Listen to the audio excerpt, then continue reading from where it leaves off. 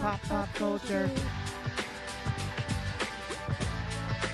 Pop culture. I'm very mad about the new school podcasters that do their entire show. How many times are we bringing this up? Are we adding this? It's an epidemic, Sam.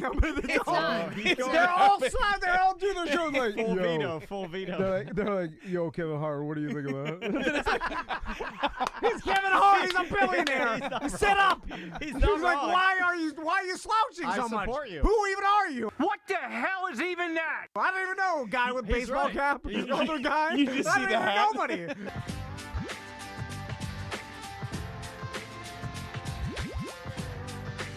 Pop culture.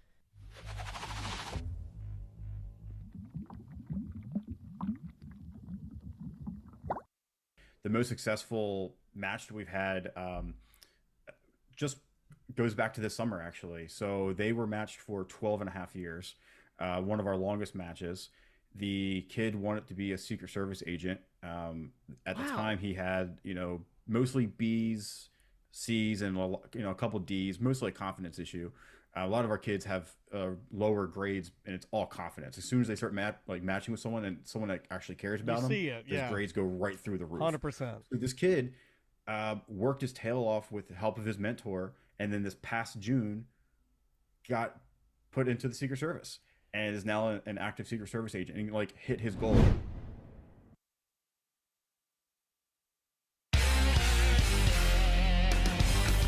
Have you done anything to be prepared? I've been doing laundry all week. Shut up. No, I've never heard of shut up before. That's new. Well, how many times do you do it? Well, I take out the trash. He's so proud of his damn egg sandwiches he made. He won't shut up about the breakfast. I'm so horny because it's been like 4 days. I need to see that bush. I need to be that bush, dog. Yeah, Show me how you were doing your bush. Show me. Yeah. He literally saw this video of mine on Instagram when I was in New York promoting a show where I made fun of New Yorkers. I was like, hey, I'm walking here. Hey, my dog's shitting over here. And I was just doing stupid shit. And he saw it and reshared it. And I was like, what the fuck? I'm like, why do I have 500 new followers overnight, which was rare. I was like, the fuck? And so I looked at it. I'm like, Bill Burr shared my story. So I was like, don't be weird.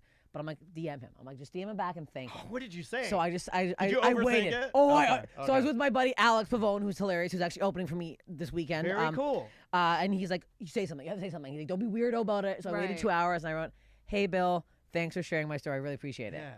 And then he hearted it and then wrote, you had me crying over here. So he quoted my bit. And I was like, so I hearted it. And I'm like, put your phone away. Because I could be Take like, a break. put it Fangirl away. out. Don't be stupid. Take a break. Yeah. You and might be like this guy. This guy's no, this guy. tell him about your So listen, you're gonna suck my dick after the show. No, I'm not. But he literally was like, he wrote back an hour later, being like, "Hey, would you want to open for me on the road?" And I was like, I literally was like, this is on my birthday, 2 years ago. On your birthday? On my Be birthday. cool, man. Be and cool. I was like, I'm losing my fucking mind right now. And then I did the special, and then I did very well. And Bill was backstage laughing at me. Then I opened for him a couple times in Toronto and Salt Lake City, and then he wrote me into his movie, which is fucking cool as hell. It was literally just me. I played myself. It's just a small role, best. but yeah.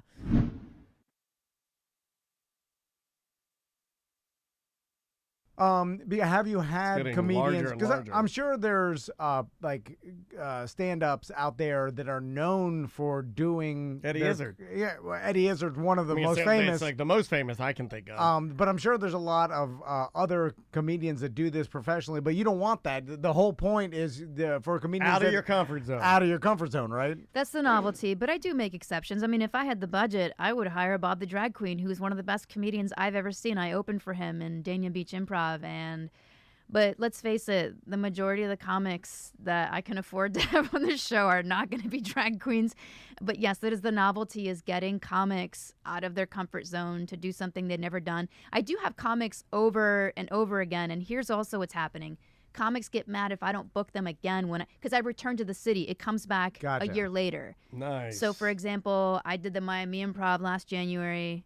I'm doing it again this January, January 18th. I need to switch up the lineup, and they get so excited to do it that they want to do it again. So I love the gordita, and then I saw it was out, and so the other day I was like, I'm gonna go and buy this and then eat it in the Walmart parking lot. Yeah, so you drove to Walmart. like the 2002 Tom van. Yeah, exactly. And so I went. I got 3. They're more expensive. You were eating like a person that loves court TV eats. Yeah, That's how they eat. And then I always get 9 fire sauce. I got 3 fire sauces per gordita. I'm a 3 per. Yeah. More than that is sloppy. Diablo sauce is not as good, by the way. No, Fire's got the flavor. And then I ate them in my truck. And How were they? Delicious. Did you feel terrible afterwards, though? No. Okay. I felt amazing. You didn't have like any stomach problems or anything? No. Okay, good. I felt amazing, and then I said to myself, I need to do this more. Yeah. This is the fun that I've been missing. Andrea does this, and it gives me anxiety. When we're going anywhere, in my brain, I have exactly what I'm going to order loaded like I were the last man standing sniper, ready to fire, last bullet. Chipotle will walk up there, and Andrea will be like, yeah. Crystal does the same thing. She starts looking at the menu as and if I'm like, stop! I'm like, what are you looking at? You know they don't have that much. It's not like you're trying to figure out what you're in Egypt trying to like what they eat. I don't know the translation. What's the King Tut reference again? Anything fancy he thinks is Egypt.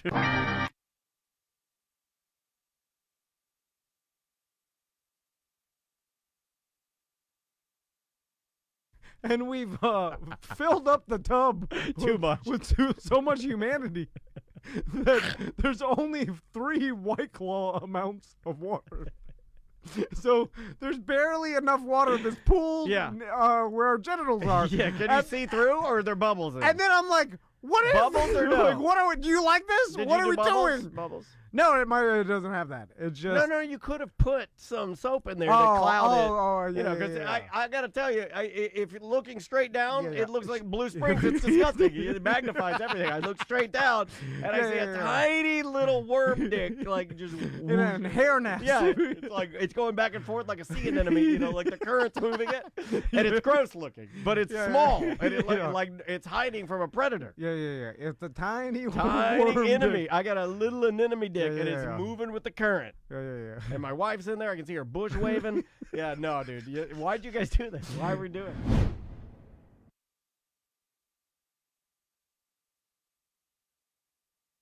I can't bring myself to ordering the most expensive thing on the menu. I don't like doing it either. Because I get instant buyer's remorse, and I'm like, "What? You don't deserve this. What do you think you are, King Tut?" What's going on, Twitch? Hello, Freshilio. Sexy Western. Stred. Boar. I can't read the red one. You can't the read any of purple. them. Yeah. Make your font white. I can't read the red one. You've gotten them all wrong, so I don't think you can read any of them. Put your glasses on. No. I don't It's like more embarrassing when you get the names wrong. I don't when like you're to- looking up going, hey, hello, salty bear. I don't like to admit Hello, sexy bird. that my eyes are weak and I need some sort of visual aid.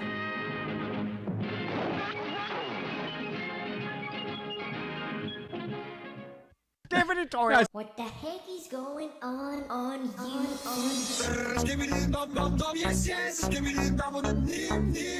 This has amassed 65 billion views. This my style is ridiculous.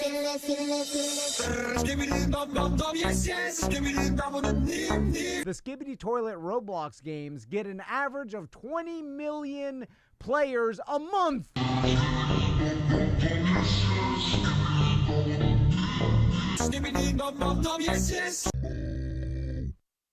I immediately thought to myself, I gotta bring my sons there so they can see it. They see their old man. Tim said that he's offered to bring you into the end zone. No, I know. Because you never respond. Well, because if I go to some VIP thing, then they're it's like Justin Bieber, the Predators. They all come around and they're hounding me. They're You're the excited. Justin Bieber of.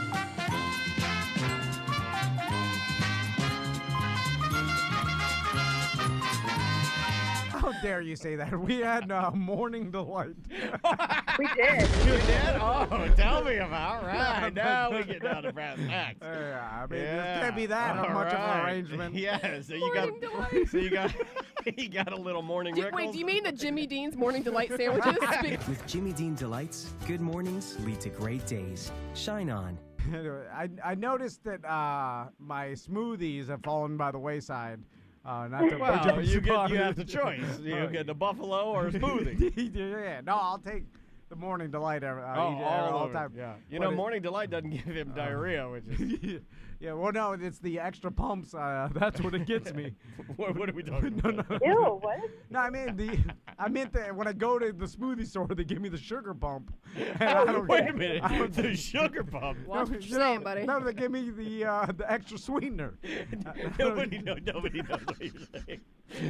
And I don't get that when I get the homemade ones. I get the pure. Yeah, it's just leafy greens with yeah. one drip of water. Mummy bone. a scoop of premium mummy bones.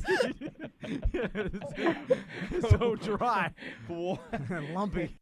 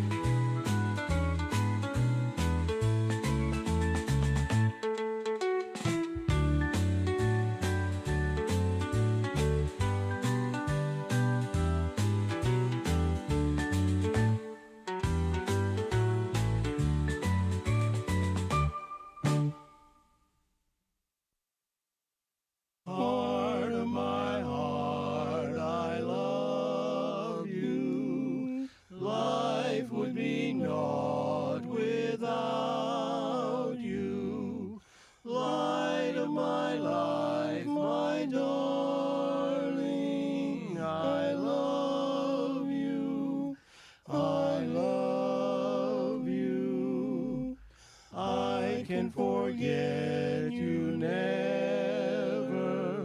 From you I ne'er can sever. Say you'll be mine forever. I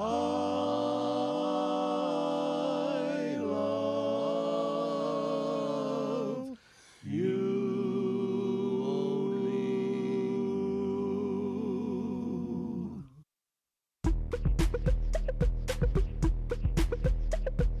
Time for a bath, time for bath, time for a bath, and time for bath. Time for a bath, time for bath, time for a bath, and time for bath. I wish my refund hurry up so I can have a taxitude. Time for a bath, time for bath, time for a bath, and time for bath. I'ma be like, let me get 20 on pump 3. Time for a bath, time for bath, time for a bath, and time for bath. Matter of fact, make it 25, and yes, I would like to donate to the March of Dimes, so ring me up that Coke and candy bar 2 for $2.22 deal where $1 goes to March 2. Oh, and ring these Skittles up for my kid too. And when the cashier tells me to have a nice day, I'm gonna be like, no ma'am, you have a blessed day, sugar. Time for a bath, time for bath, time for a bath, and time for bath. Pull down my shades like Kim Kardashian, smile like Gabrielle Union. Time for a bath, time for bath, time for a bath, and time for bath. Flip my bundles like Nicki Minaj and queen out the door like Beyonce. Time for a bath, time for bath, time for a bath, and time for bath. Goofy face, goofy face, goofy face, heart, heart, heart, muscle, muscle, muscle. Time for a bath, time for bath, time for a bath, and time for bath. Sassy black girl, sassy black girl, sassy black girl, kiss, kiss, kiss. Hashtag so what, hashtag I ain't shame, hashtag my money, hashtag call me taxitude honey.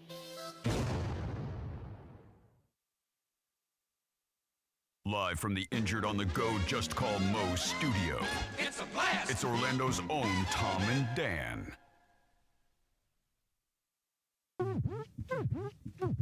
Hello. This is your Mediocre Time with Tom and Dan program. We hope that you will find our presentation precise, joke heavy, and just right. Thanks.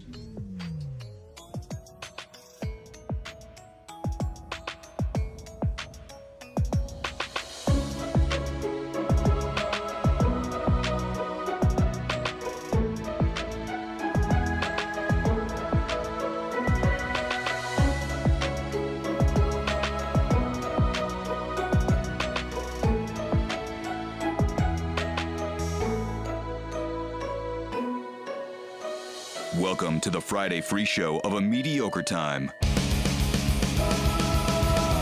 Hey! It is the Friday free show of A Mediocre Time with Tom and Dan. I'm Dan. I'm Tom. On the couch, I got to adjust his camera. It's a big week for this guy. Oh, yeah. Yeah, he's fresh off of listening to the brand new album by so The good. Weeknd. Ladies and gentlemen, from the Orlando Talk Show, it is comedian Ross McCoy. Hey, guys.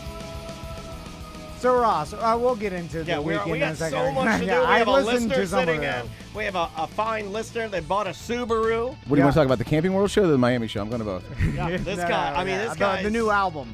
Yeah. We're going to talk about the weekend. We're going to talk about eking into the weekend. We're going to talk about our listener that bought a Subaru. Well, speaking of the weekend, tomorrow at the Orlando Science This guy's got Center, bars. it's Kids Night at the museum. Yes. It's your ability to drop your kid off. Now, you got to get tickets for this at I guess- OSC.org. I mean, I guess you could drop your kid off there anytime you want. Really, it's your kid. Just put him right in the turtle thing. No, Like, I'm not going to tell you what to do with your kid. This is Look, specifically No, I know kids it is. there. I know Okay. it is. But any other time, if you wanted to Alright. just drive down there and be like, hey, just go over that bridge and talk to the lady. No, I'll be no, right no. in. And then, No, don't do it. you know, and get the hell out of there. That's it. I mean, if you want to do that, do it. You know what? If you're poor, just hang out on that bridge. That's fun. You know what? I'm going to say Watch that. traffic I'm go gonna say, by. if you want to just drop your child off, just tell your child to ask for Jeff. Oh, yeah. We'll You be could- fine. Yeah, You he's can a play on the caring man. bridge. Yeah, you can play on the bridge and ask for Jeff. Do not do that. Yeah. Anyway. Tracy's going to kill me. So before we get into anything, let's talk about the weekend. So Yeah. Weeknd's new album, And What's the Ross, name of the album? What's it called, Tom? No, I have no idea. It's on my shirt. Yeah, you it's can read on my his shirt. shirt, yeah. Hurry Up Tomorrow. Oh, Yeah. he actually read something, Yeah. right? That's amazing. That I was good. assumed that was going to That flummox was him. really, really good. So Crystal put it on when we were driving. Also, by the way, how flat is my stomach that you could read something on my Yeah, shirt? I was going to say, man. Yeah, right? Yeah, absolutely. Old days, that would have been like blimp style. It would have been hard. I'd have to like, turn a little. Okay, I got it. No, you look good, man. So Crystal did put it on when we were driving to Satellite Beach last weekend, and I Oh, did. dude, how good is it driving and then Drive comes on and you drive in and all the weekend. You're going to be very disappointed in his review. Well, no, it's not even. I mean, here's the thing. Listen, music is subjective for everybody. And it's fine. And like when I listen to it, I'm like, that is the Weeknd. He's got a specific sound. These are the breaks. But all the songs kind of sounded the same. No, we didn't. No, Sao we Paulo didn't. sounds like Take Me Back to L.A. Sounds like Mercy Me to You. You're insane.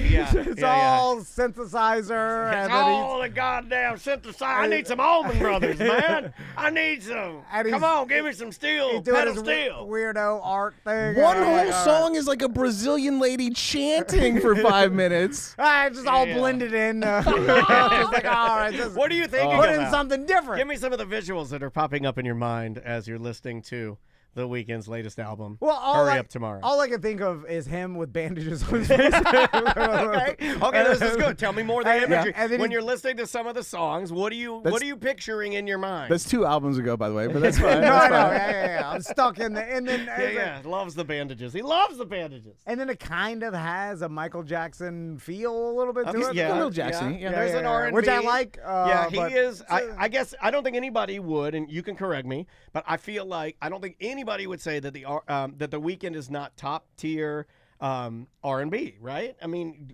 does he fall in that category? Yeah, absolutely. I think he And has to be, right? They just put out a picture of him surrounded by, I think, his 34 awards from Spotify for more than 1 billion streams on songs. Yeah. I mean, he's this dude is he's one of the most listened to men on earth right now. And I also believe, and what's a weird thing about The Weeknd, because obviously not a super fan like Ross, but what's cool about The Weeknd is I think he could walk in here like dressed a different way or whatever, and we wouldn't know it's The Weeknd. Like, I think he can move around the world, like, because he has a distinct look, but I think he's just one hat away and a limp away from, like, you don't know it's The Weeknd. Yeah, he puts on a T-shirt and cargo shorts and, like, some Vans. Yeah. It's not I The don't think Weeknd you anymore. would know. What, if a guy walked in here dressed like psychedelic Dracula with bandages on his face, I would know it's a Weeknd. You're psychedelic Blackula.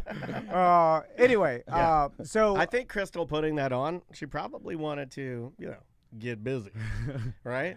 That's the kind of music you put on to, like, there's a couple of your usual, like, take that some drugs show. and have sex songs. like that show he had, like the show. Oh, yeah, like The Idol. every other show, and he's eating pussy and that. Like, this The guy's Idol, a yeah. maniac. Yeah. so this week we did a weird job. You didn't like one song. One song. No. What was your favorite song? Here's the thing. It's not that I disliked it. I doesn't thought understand it. that a lot of the songs were similar and not very distinctively different. I wanted a country song, and then I wanted a rap. Not even that. It's just, I know that whatever genre you're in, like all the songs are going to be kind of similar. Yeah, it's not for you. It's Yeah, definitely synthesizer. It's a lot. And of, wouldn't you agree? It's probably way too artsy. Like it's an artsy thing. No, I mean, like, I'm the worst person to ask about music anyway, so my opinion doesn't even fucking matter. Yeah, let's get Bud Hedinger. I like his music reviews a lot So better. you want to ask your grandpa about the music you like? You're going to not like the response. I'll mention I'm going to go on record as saying something, and this may be insensitive, but I'm just going to go on record as saying it. When Bud Hedinger would do those music ads, reviews, yeah. No, he would do ads for this machine. The Bud Scan. The Bud Scan that he would, like, go there and ask for the Bud Scan. Yeah. And he would say he went in this machine and they scanned him and it saved his life. Yeah, it saved his I life. never believed it. I was like, you lie. You lie. That did not happen. I don't think that happened. It's just is it a PET scan? It's not a PET scan, is it? I think it was like a glorified MRI or something. Yeah, It's a heart scan, It right? scanned your heart. But yeah. they wanted to sell it to me as they wanted to sell it to me like he went there. I went there and I got in the machine and they scanned me and it saved my life. And I'm like, you know what? Fuck off. Such a I don't good believe voice. that. I don't believe Dude, it. the voice of a wonderful lifetime, voice. though, yeah. Voice of an angel. Yeah. Oh, the heart of a Krampus. And Heart of a Krampus. Just to let everyone, I said what I said. Daniel's mentioning older radio guy. Yeah, sorry. Yeah, people are thank you. probably like, who the Yeah. hell is that? Yeah, look it up. Look it up. He used to do music reviews for Jim Phillips. Like Jim Phillips would have him review like the new Weeknd album, and it was funny because he was an old grumpy man like you. Didn't understand. Yeah. I relate to that. I'm like, by the what way, is this? The Reddit, they on the Tom and Dan Reddit, they put out a kind of like a thing where they're like, hey, we need to hear from Jim Phillips. And then and then somebody said, like, no, last time Dan talked to him, he said, Jim's retired, he's grumpier now and everything. And the Reddit, they all agreed that you are, out of everybody at Real Radio, you're becoming grumpy like Jim Phillips. Well, I wish I was as rich as he was. You're the new Jim. You're getting grumpy. Dude, if you start riding around on a tractor. You would look good on a tractor. I like tractors. Printing tractor guy. Printing press?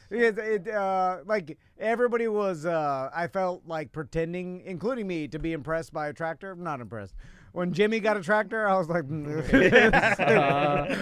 you got a slow ass thing that could pull something heavy? Or what are you pulling? Get Nothing? a horse. Or why'd you get it? You can just get like a horse and buggy. Yeah. Why That's do you even cooler because the horse is alive. You got an F-350 and you just drive your kids to school. You're towing a giant. You're doing nothing with it anyway. So on Wednesday for our Weird Job Wednesday, we interviewed Kara. I've been a listener for a long time, and we Kara Top. And she mentioned a side hustle about taking the Amish. Her and her dad used to basically be an Uber for the Amish because she lives up in Ohio. And she was describing they would pay them to just take them to Walmart or whatever because they that was the only way they could drive around. I would love to do this, by the way. In places that horse and buggy they couldn't get there. And then we were talking about How did they get a hold of them? There's a phone just outside their property line. Oh, like the county line liquor store? Yeah. And it's a little house that's like an outhouse, but inside of it is a phone because they can't use a digital device. They can only use a landline. Yeah, okay. But it can't be on property. No. It has to be a little outside. Can't be on their property. It's got to be across the line. You got to cross the line, go in the outhouse, but you're not pooping. You're calling. Which there's a lot of these religious loopholes, which I would argue that we've done this before with the Jewish people in New York City. We did a whole show on it. Are you trying to trick the most powerful man in the universe? Yeah, he'll smite you good. He'll smite your legs off. Think he knows? Anyway, you guys talked about soaking? That's my favorite. That's my favorite. Well, there's a lot. I've always wanted Judaism. to be the jumper. The jumpers. Yeah, I always thought that's the one. Like really, you got to make it happen. Yeah. I think I'd be an excellent jumper because occasionally I'd give it a cannonball. If you set your lights to turn on Sunday in the morning on Wednesday, it's the same. Because you God did knows. it. God You're knows not you did tricking that. anything. No. Anyway, so then we got an email from BDM Well, hold on a named second. But Flip. if there was a God, he would go back and turn the equipment off.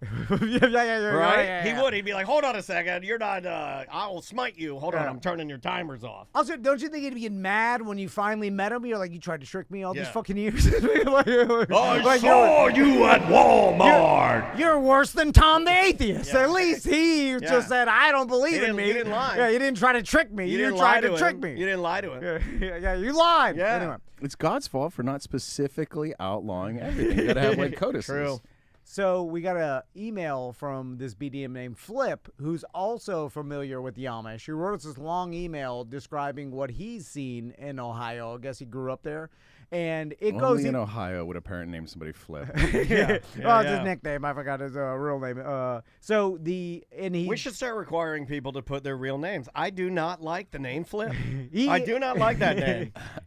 He mentioned it only at the end. But you want me to read this? Yeah, read it because I found this fascinating and it's so outside of my world of what I'm even familiar with that I find it crazy. Yeah. No, you didn't have an Amish friend down in Miami? No, that's all up in Ohio, northern. You don't think there's one Amish in Miami? One Amish, Miami Amish. Do you know what? Sarasota, they got a big Amish community. Like at some point, the like Pennsylvania Dutch or whatever were like, I think they got like sold some swampland. And then they kind of like made it like an Amish resort thing. But there's a big Amish, and apparently one of the best breakfast places in Florida. Oh, I bet. They got like Amish farm fresh eggs and sausage and stuff. I'm glad you mentioned that. Good evening, Tom and Dan. I was listening to ACT when you were talking to the Weird Job lady who would drive around the Amish. I was born and raised in northeastern Ohio, and I'm very familiar with the Amish. She mentioned taking them to Walmart. I lived near Middlefield, Ohio, and would travel through there quite a bit for work. The Walmart in Middlefield actually has an Amish parking lot for their horses and buggies. Part of the parking lot is just some hitching posts near the regular parking lot, but there's also some covered parking for the Amish horses during hot or bad weather days. Walmart would also keep fresh water and hay for them as well. It is the cleanest, most organized Walmart I've ever been in parentheses, probably unrelated to the Amish. Also, another weird but fantastic thing is some Amish families allow us English into their homes as Amish diners.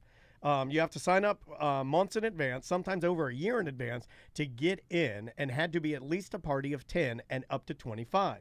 They cook what is considered an Amish wedding dinner with everything raised and grown right there at the farm. It is definitely worth the wait and is absolutely delicious. The best thing as a kid was watching all the first-timers at the diners go and use the bathroom and spend a ridiculous amount of time looking for the light switches. That's funny.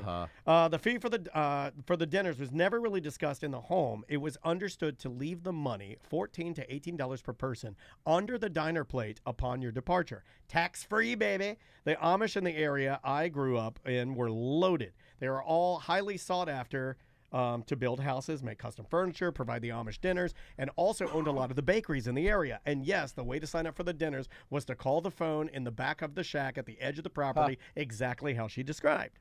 So the having an Amish dinner and paying for that as like some sort of novelty, like a Renaissance fair, you know, is I never, and it makes total sense. Like, of course, people like you can go to an Amish like community and they'll cook you dinner that all the shit they grew, like all their animals, a farm, you know, like they right there, and they'll cook you a dinner for money. And can you pretend to be Amish? No, they know. Will they? No, but will they let you dress up like a reenactment? Like if I'm gonna go, I want to wear the little white shirt and the black pants, and I want to wear right. Yeah. Am I dumb it on seems this? disrespectful to do otherwise. Yes, thank you. At least somebody's on my team. Yeah. That's why I'm glad Ross is around. This guy looks at me like I'm an idiot. Right. Yeah, you got to dress up. You got to wear the suspenders. You gonna wear polyester to the Amish enclave? Yeah. No. What are you gonna wear? Flip-flops? You know what? Hold on. Now I think about flip-flops. You know, like when you go to a Jewish church and they synagogue. They got like a box of yarmulkes. Yeah, they give you one. They give you one. And you put it on your. Like, I'm not putting an old dirty ass. Yeah, but they want you to. No, I think they're disposable.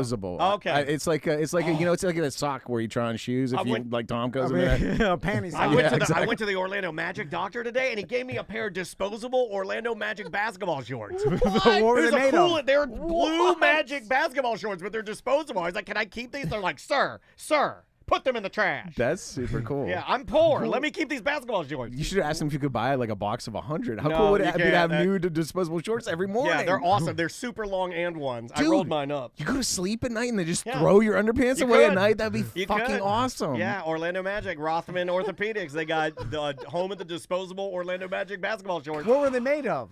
Like a thin woven, I was wearing like an air condition filter. Like a blue Orlando Magic air condition filter. And no underwear. And it felt amazing. Like it a was hospital gown material. Yes, like that disposable. they're amazing. I would buy, you're right. I would buy a carton of them right now. Yeah. I was already making a scene because I was like, hey, they didn't like my chirping. They're real business there, but they were great. Man, this was the best doctor experience I ever had. But Orlando Magic basketball shorts, disposables. In what other scenario besides the doctor would you, like what Ross said, you just put them on, throw them away? Yeah, strip club. Dude, get out of bed in the morning because I need to change in the morning anyway. Strip club, no pants. She's rubbing on it. You come in them and you just take them off and just throw them out your sunroof. Oh, man. You don't even need to put, you know what I mean? And I think they're biodegradable. Totally natural. You know what? You know you're going to a chili cook-off and it's just going to be a problem. Just wear some disposable not bad. And they were underpants. roomy and they were elastic. So, speaking of Daniel's medical problems. Are we over the Amish already? I thought the No. Amish was good for We're 30 still minutes. Amishing. Yeah. We're still Amishing. I just went on a little side tangent. We should go to this Amish breakfast place in Sarasota. Do a road You trip. want to go? Yeah, absolutely. Well, what's the meal like? Did he give you he didn't say in the email what you get, but I can only imagine you get like a roast and potatoes and... Got to be like a goose and like It's like maybe, a wedding dinner. Yeah. Like a ham. Although, I'm kind of skeptical that are they giving the people that pay for their dinner the high quality stuff that they eat, or are they buying the shit at Walmart and selling it? You're right. Because they're not going to Walmart. Because if you scam, everyone scams. What? and then it's like maybe that is against their religion to do that, but maybe since they don't, there's a lot of no talking about it. The people just go to dinner and they assume this is a lot of assumptions. You took it out of my mouth. Yeah. And the Amish is like, hey, we're cooking you Walmart meat, our fucking meat. This isn't prime. This is garbage. I'm saving for that. ourselves. You think I'm going to serve a goat to you that I'm going to serve my daughter? Are you crazy? Also, what are they buying at Walmart? That's the thing. They buy Pokemon cards. I don't know. It's the first thing I thought of. Those. Yeah, what if they are? What if they're buying something crazy? Xbox Series X. Also, like, what? Okay, so, like, do the rules stop at the wall of the enclave, right? The phone's there, Walmart's now you've out done there. It. This is going to drive Ross crazy. Every time you can just leave the enclave and do what? Can you just go to a fucking whorehouse and, like, just fuck crazy and then come back? During and, like, Rumspringer, you can. I know about Rumspringer. But not that. But I'm saying, like, if you can just go to Walmart and buy, like, I don't know, screws and a screwdriver or whatever, like, modern stuff. Well, Kara's saying they have generators that they'll use on property and stuff. Like, they're not allowed to have electricity, but they'll use generators. Bullshit. I want to go and judge the Amish. If you're Amish and you got a generator, I'm shutting you the fuck down. Like Tom and I were saying this like after the whole call. We were like, it's all bullshit. Like he even says that here. He says, my daughter, when my daughter was in high school in 4-H, she would hang out with the Amish kids during Rumspringa. They would go get completely shit-faced and party at bonfires out in the middle of nowhere or get rides to house parties in town after they changed out of their Amish clothes, of course. 2 of my sons played baseball in a county league that played Amish teams. It was weird looking out on the field and seeing our team in nice uniforms and the other team wearing button-up shirts, suspenders, and no shoes. Oh, shit. What? I feel like now that's the way baseball should be played. I feel like no shoes. Did they have gloves? Did they have did they have a catcher's mitt, or was he just have like a flour sack over his head? He continues. He says they sucked at baseball. Well, no shit. And the Amish home field was trash too, but they all had fun. Also, you couldn't understand what most of the little kids were saying. They would speak in a combination of English, German, Dutch, and slack-jaw yokel. Kind of like Tom. Oh, fuck you, sir. Yeah, fuck you. That's not nice. You could have skipped over that part. I read that part. And I was like, when Daniel's reading it, I read it for Ross. Email of the year. I read it for Ross. Only for Ross. Only for Ross. The Amish taxi thing is a really good side hustle, but you never wanted to use your daily driver vehicle due to the poor hygiene of some of the Amish. You would normally see them getting driven around in extended vans with a driver's window down, even when it was snowing. My ex-wife worked for a chiropractor, which was the only, quote, doctor the Amish would use. On Saturdays, the taxis would drop the Amish off by the tens, wait for them to get adjusted, and then Amish would carry around drug dealer-sized stacks. Yeah, because they all deal in cash. Yeah, right? they only deal in cash. So wonder why a chiropractor is the only doctor they'd see. The only doctor we'll see is the fake one. Yeah, the only doctor that's not electrified, like with knowledge. It's probably because it's the only kind of doctor still around from 1825. Yeah. Everything else has been upgraded. Yeah, it cracks the demons out of your bones. Yeah, this one still uses leeches. Okay, I'm in. You don't go to the barber for dentistry anymore, but the chiropractor's still around. Sorry, we have to bloodlet this. Okay, that's my guy. Uh-huh. Oddly enough, that's what they're going to do with my hips. They're going to bloodlet them. They just cut my love handles and just let them ooze for a while. Get the demons out. Yeah. So speaking of Daniel's hips, I thought about this the other day. So Daniel's going through this process of getting his hips replaced, and he can't walk. If my wife hadn't chirped up some lady in the bus line, or not the pickup line, then I would not have had my appointment today, because Andrea apparently talked to the god of orthopedics, or the god of orthopedics' wife here in town, and I got an appointment the next day, and I have my appointment with the surgeon on Monday. So I'm fast-tracking this, man. Let's start the cutting. Let's cut these legs off. Grab some more of those shorts while you're there. Yeah, I'm going to grab a box of them. Yeah. So the doctor was cool. He, remembered me and Tom from doing our announcements with Orlando City. Oh, really? And he's like, you're the funny one. No, he didn't say that. He didn't say that. You didn't deserve that. He didn't say that. You didn't deserve that. I said that. The other one was fat and nervous and sweating so much. The other one, his titties sweated so much he changed his life. I would do no effort to make myself look good, which I'm sure the people that work there were like, God damn. This guy's got titty sweat. His hair's all over the place. This motherfucker's sunburned and sweating. He's like, why doesn't he try to look better? I remember the sunburn. I forgot about the sunburn. And it's like, I don't want to do it. You pick someone I just want to sit at the gay bar and drink. You need good-looking people. All we wanted to do is sit at Stonewall Bar and just get shit-faced. Anyway, so is it possible that they hired you to look all sunburned and sweaty to be like an everyman for everybody? No. We need to get a redneck interested in soccer. Yeah, for sure. They were all looking around like, we need to change this. And they did. Yeah. So good thing. Because I would have told them. I was like, I'm not cut out for this. So we've been in the studio at this location for damn near 9 years, right? Yeah. And in the 9 years we've been here, now just to describe to the audience, there's there's parallel parking all down the street that we use all the time. Yep. And there's one directly in front of our studio. There's one handicap space. Correct. That is the closest parking space to our studio, right? And in the entire 9 years of me being here, I have never witnessed anybody park there with a handicap placard. No. Including Jana Banana, who wouldn't even park there. She parked across the street. Yeah, she did. And which is weird. We didn't understand why. I thought that was like a flex. Well, why are you doing that? Well, you can make the argument that she can do more than you can. She can. She's certainly more capable than me now. I saw a video of her water skiing the other day. I was like, holy shit. Yeah. I can't even get in a boat. I couldn't lift my leg to get it in a boat. I will put Jana Banana against a lot of our listeners' water skiing competition, including EJ, really everybody. I just want to see her ski against EJ, and she hates fat people. But so that's me. gonna be Anyway, so the no one uses a handicap parking space, right? No one, and so I started looking at it. And I was like, man. What a waste of that space, that if no one's going to use it. I'm a rapper now. And then I started thinking, I was like, I wonder if Daniel could technically qualify for a handicap placard and actually use the space. Okay, now, that's insulting. This is now you're trying to attack me back. No. This is an attack back. This is a back attack. Why are you starting? I know what a goddamn back attack is. But I was sorry, and I was like, if he was doing this in a vacuum, yes. Like if he was just saying, Daniel, my partner in business, I wonder if you could qualify for a handicap placard, but you do have an issue with your legs. Yes, you have a leg issue right now. That is, a doctor would sign off on this. I feel Ross pulling over the top side. You have a medical issue. Yeah, this is not fake. That is impeding your locomotion. Yeah. If this space is for anyone. Yeah. But listen, I was skeptical at first, just like the audience when Daniel said he had to get his hips replaced the first time. I was like, what's happening again? And then finally, a doctor was like, all verified. I was like, oh shit, it's real. Like, oh yeah, he lies all the time. And finally, he's not lying. Oh, the one time he didn't lie, the fucking midget liar. They're on my show. He should have been eating my wolf by now.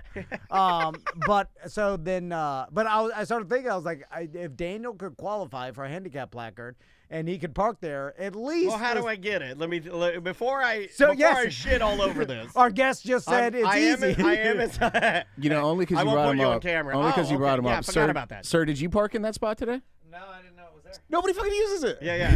Well, it's not painted. Nobody knows because it's not painted correctly. But I will. So if I use it, then I'm gonna paint it. I'm gonna paint it like a senior paints his parking space at high school. Yeah. But I'm gonna put like some Daniel class of 2025. Yeah, I'm gonna put like a Grim Reaper in there or something. Assault Life. So now Monster Energy. out of anything in society, because I started thinking deeply about this handicap parking. Anything. Like the handicap parking space, I feel like for the majority of my life, I've seen people park there without the placard and stuff like that, but in general, people in society seem to respect the parking space, right? I think I'd agree with that. Out of all the shit that I see people fuck up, carts, nobody takes their cart back. That's done. Yeah. That's a done thing. But I don't People don't park I don't see that in many general. do it. But you can get a massive fucking ticket, right? And there's a whole Seinfeld about it. No. But it does seem like that's not really a problem that we see all the time. I don't know if Andrea's going to sign off on this, though, because you're talking about the woman that wouldn't even let me use my dead mother's placard, and it was still good for 3 months. I'm like, dude, well, that's using free someone else. placard. No, but if you qualified for it, because I did then I started looking at the stipulations, and it is not that hard to qualify for. And one of the stipulations is you have a severe walking limitation due to orthopedic nerve damage or arthritic we both condition. have that. No, we can both be using that. No, yeah, you have a nerve thing. In my hands. Yeah. No, That's fine. We can Start walking on your hands. Yeah. I don't know. But so this brings me to a bigger question. If Daniel did qualify for it legally, How and quickly just can I get it? write the paperwork, and then they send it to him, and Daniel started parking there, how many people would be mad about it? Oh, because you can walk fine, kind of. It hurts you, but no, you I know, can walk fine. No. Let's not bullshit But it. I no walk one- fine. but- Hold on. It hurts, If but I you- walk fine. Hold on, but you got the list right there. Give us the most bullshit reason you can get one. Like that the is most. that I told you. That's the rest of them are real. I started with the bullshit. Yeah. The rest are like a wheelchair and a lot of other actual. Really yeah. But There's nothing like you can get a placard if you're partially colorblind or like something dumb like that. That's the most. Okay. So yeah, it's all walking. Now But would I have to limp? Okay. Would I have to limp to my car?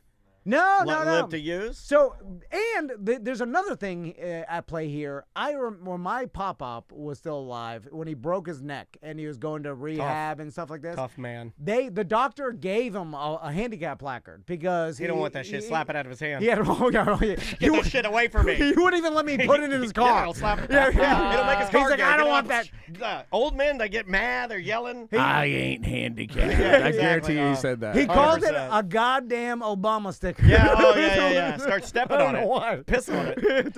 And, Unzip his pants. I remember I Pissing was like, on Pop it. Up, you have a broken neck. I'm like, Yeah. you know, like let me at least put it in Fuck your that car for Obama emergency. bam. Get that yeah, shit yeah, outta he does here. like get that. Yeah, you didn't want it. So By then that point, he was just using the word Obama like Smurfs use the word Smurf. Like, just You know, I didn't. fitting it Oh, into my sentences. truck, it was an Obama truck. I didn't think the Obama Bam thing was real. That was 100% real. That's a real thing. Oh, yeah. That's a real sign of disrespect. He didn't like that man. But so then now I can imagine there's a lot of old people that are sent this for legitimate reasons that should be able to use it that Right. don't use it Right. because they view it as weak or they're like, no, let Yeah. someone else. My mom didn't use hers. Let someone Yeah. else that needs it Yeah. use it. But and then if you notice, if you go to next time you're going around, there's a lot of empty handicap spaces out there in general. Like and they're And you want to fill those up. Tom Van Well, wants to fill those in. No. I'm making. Hold on, I like this. I'm just saying. You should run for governor. It seems like no one's using this service that the government is offering, and it seems like a waste, right? Because most handicapped people don't go anywhere. No, I'm just saying that it's out of percentages. It doesn't seem like it's not always full. Like there's always a handicap space open at Publix. So Yeah. I'm just saying I've never seen them all full.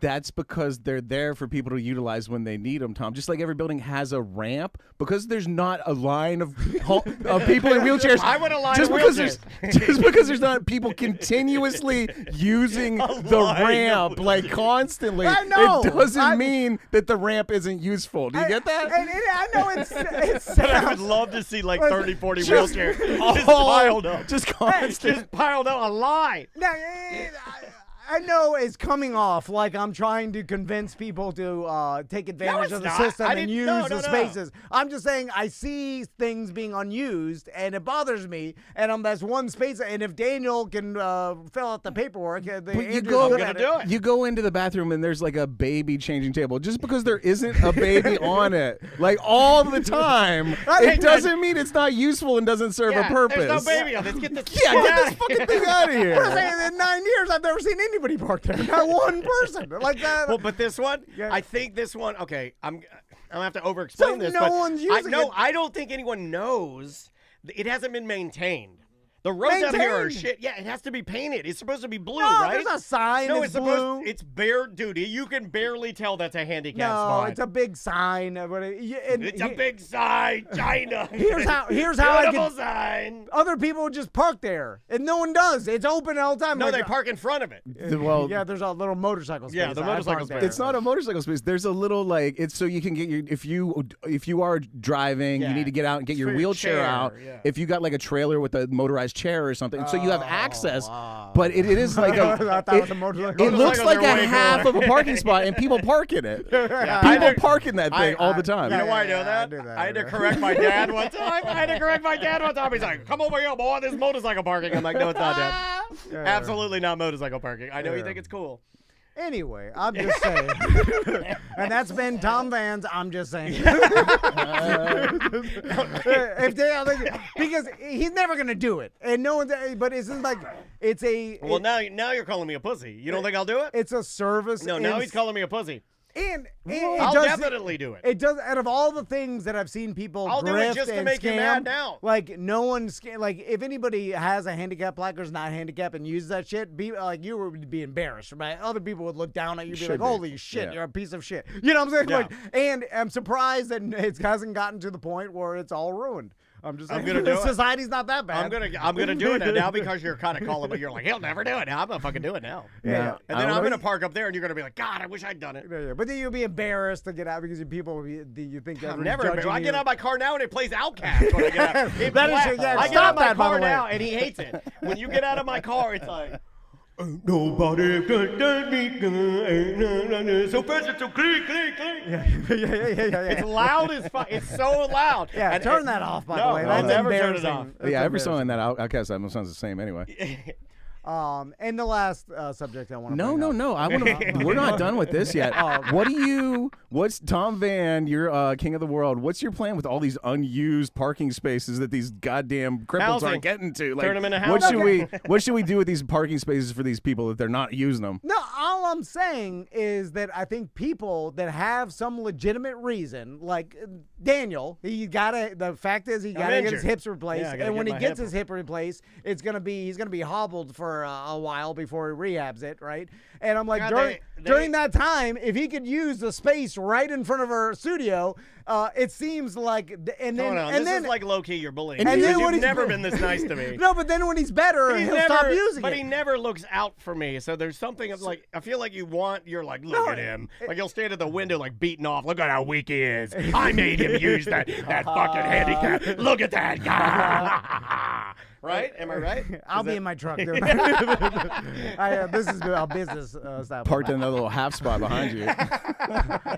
It just bothers me when programs are unused and they're meant for a purpose. Look at Doge. This is what I want to get back to. Like money goes, like our tax money goes to these things, right? So you and a ragtag team of teen hackers are going to take on the government. I'm just saying, if you can utilize them, maybe you should. I'm going to do it. Daniel should utilize Would you be impressed? 6 months. Would you be impressed or instantly embarrassed that?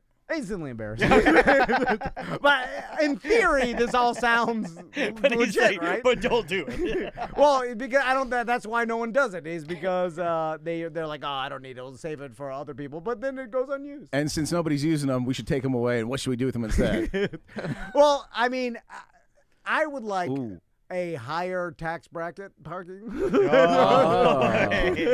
I learned this from, we know. We absolutely know. And then it's like if you pay, sort of amount, pay to play.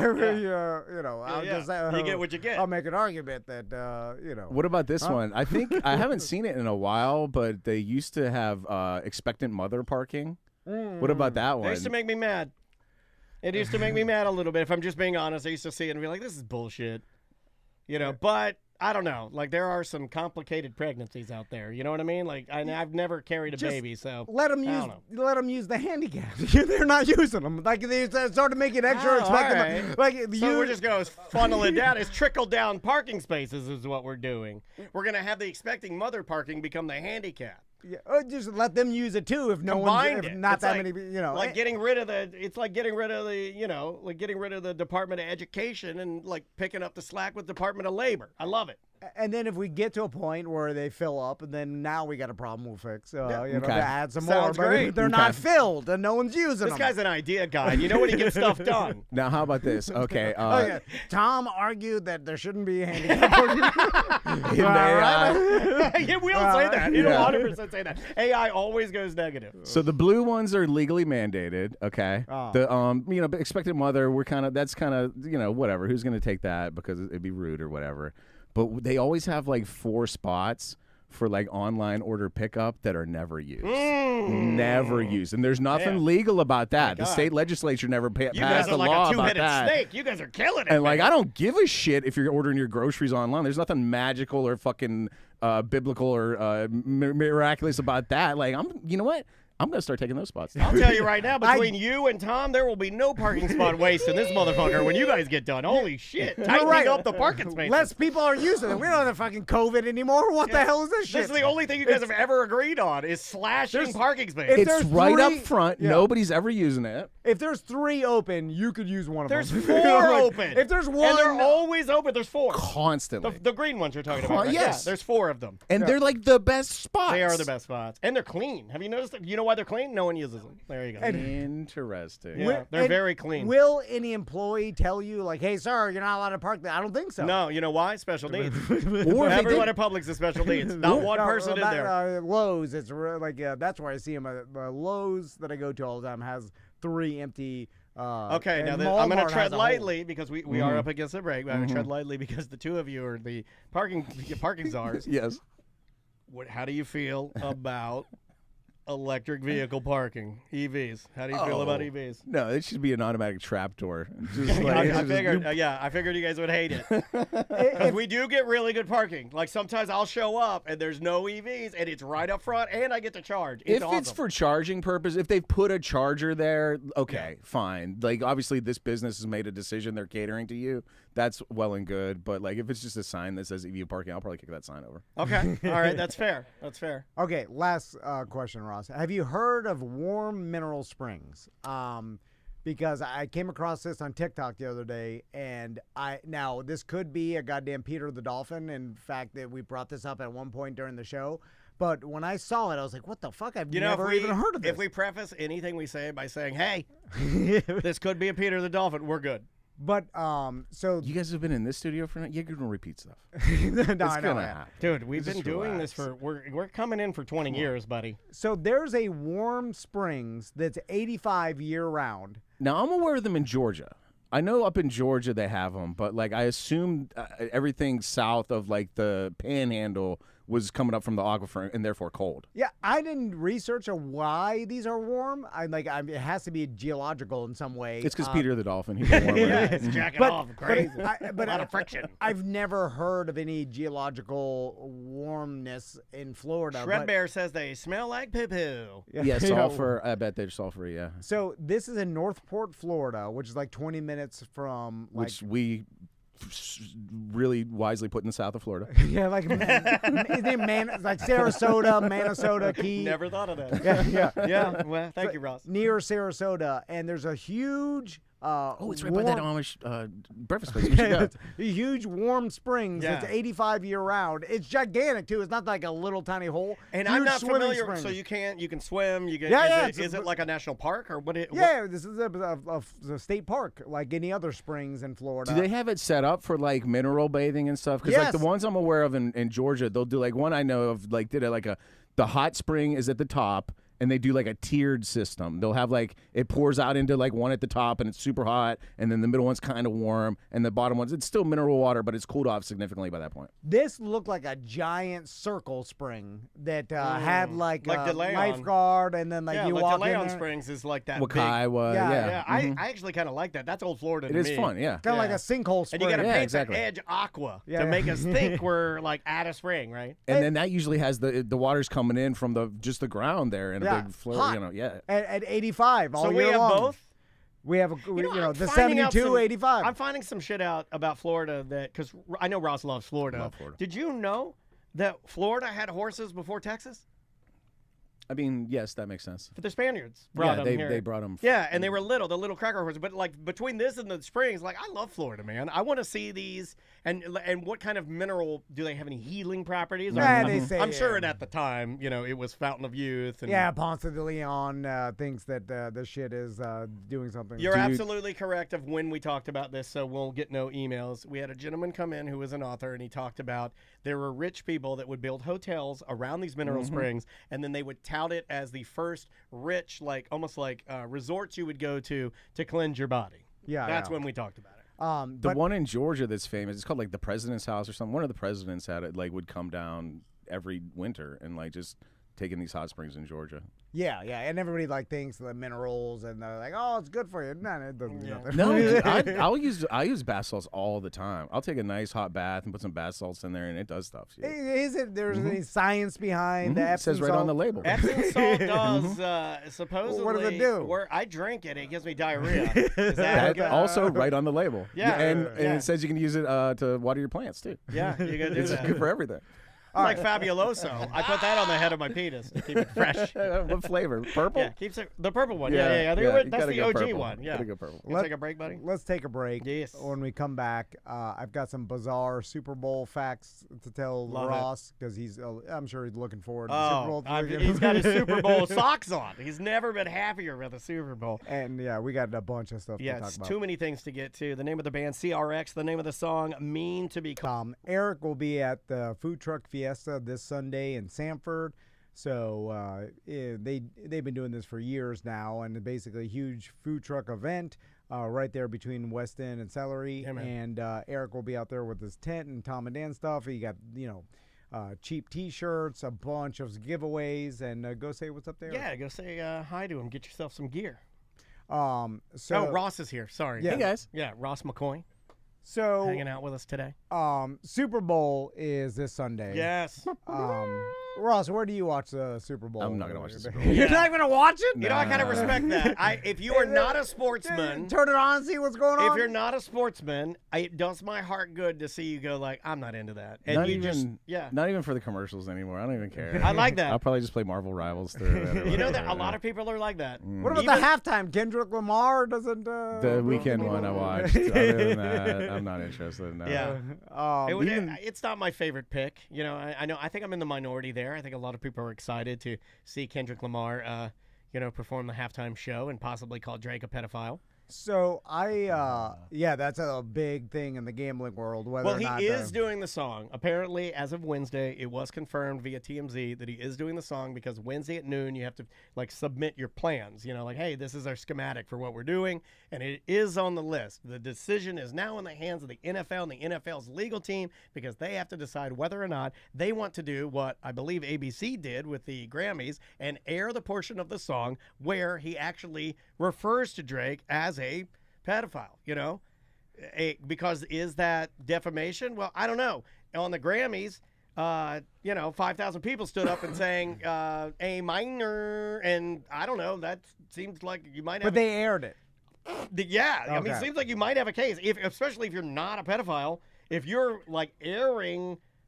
Everyone in Hollywood saying that he is. You know what I mean? It just seems, I don't know. Is that lawsuit still going on, or is that dropped it, or what? I don't know. I'm not as active in it as maybe I should be for a quote, talk show person, but yeah. A couple facts that I saw on social media. Did you know that... Still going, Kupo said. Thank you, Kupo. The AFC and the NFC are exactly tied at 29 wins each. Yeah. It's Super Bowl 59. Both AFC and NFC have won equal amount of times. You know what? In 58 Super Bowls. You know, when you crazy. said that, what it made me think of, it was like Kennedy's secretary was Lincoln. Lincoln's Yeah. secretary is Kennedy. It's a very, what the hell? So they're tied. Also, no player from Alabama has ever scored a touchdown or any point in the Super Bowl. Not even Forrest Gump? No, he did. Which is weird for football fans that know a lot of players have been drafted out of Alabama, but no one's ever scored That's a point. good party fact. Yeah. That'll rattle some people at the, the Southern NCAA water Has cooler. every other state sent somebody? No. It's just just because they send a lot of people. Yeah. Just because Alabama players make a lot of NFL teams. Great Never been players. a punt return. Nearly 1/3 of all Super Bowls have Tom Brady or Patrick Mahomes have played in because they've been there so many times. That's a gross stat. And wow. Super Bowl's not that old though. No. It's not like going back to medieval times or anything. It's true, just like yeah. our grandpa's time. It's already in the 60s. Also, when you go back and 59. But when you go back and look at it too, I love the look of the sidelines in the earlier days because it didn't reek of stinking money. You know what I mean?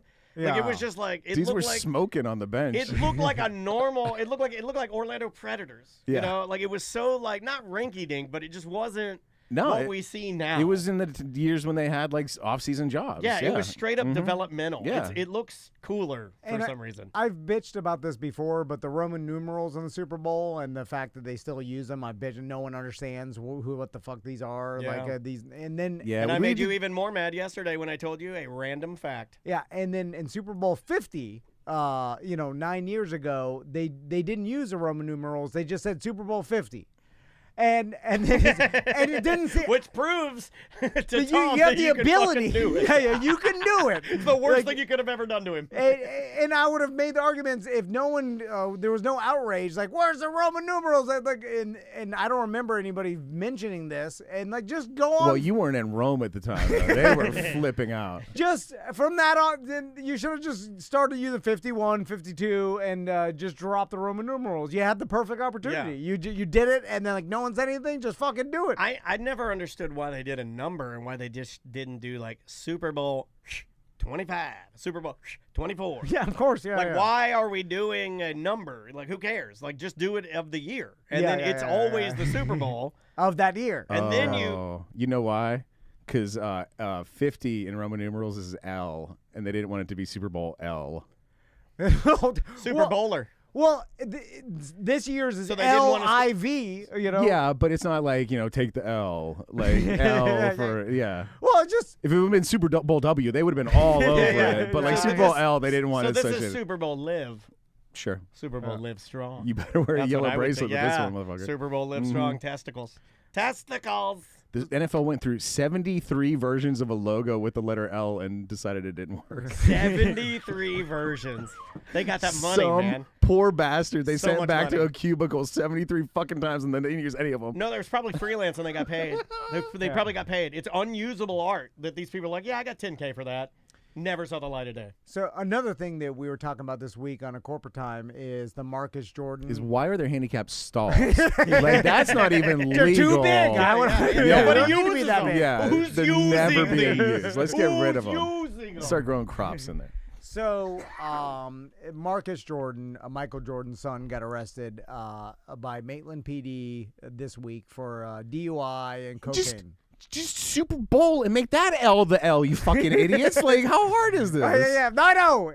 Anyway, so we've been talking about it for the past couple days, and some new audio and video, I guess, came out of him being actually booked in jail, right? This is him driving with the cops. He's in the back of the car. Does he still go to UCF? Is that why he's in town? No, Or- he's like 34 He's now. 105 years old now. That was like 09. Yeah. But so, like, he went to school there and was like, you know what? I like Orlando. I'm going to live there. Yes, it was. Okay. I thought that was weird because It I was assume weird. he's And- got unlimited money. and You he's got to figure, right? And he's a pillar of the community. We're so lucky to have him. Yeah, I mean, it's a just great learning guy. he's still in town. Yeah, Like, this is a great man. We're so lucky to have Marcus Jordan. What a wonderful person. He was on his way to Castleberry Rachel's. There's it next to my house. Yeah, he was going by. He's going to pick you up. Dude. I could have been You there should with have Michael started that Jordan's rumor. son. You should have started the rumor he's going to swing by and pick you up. Tommy and Max are asleep. Swing through.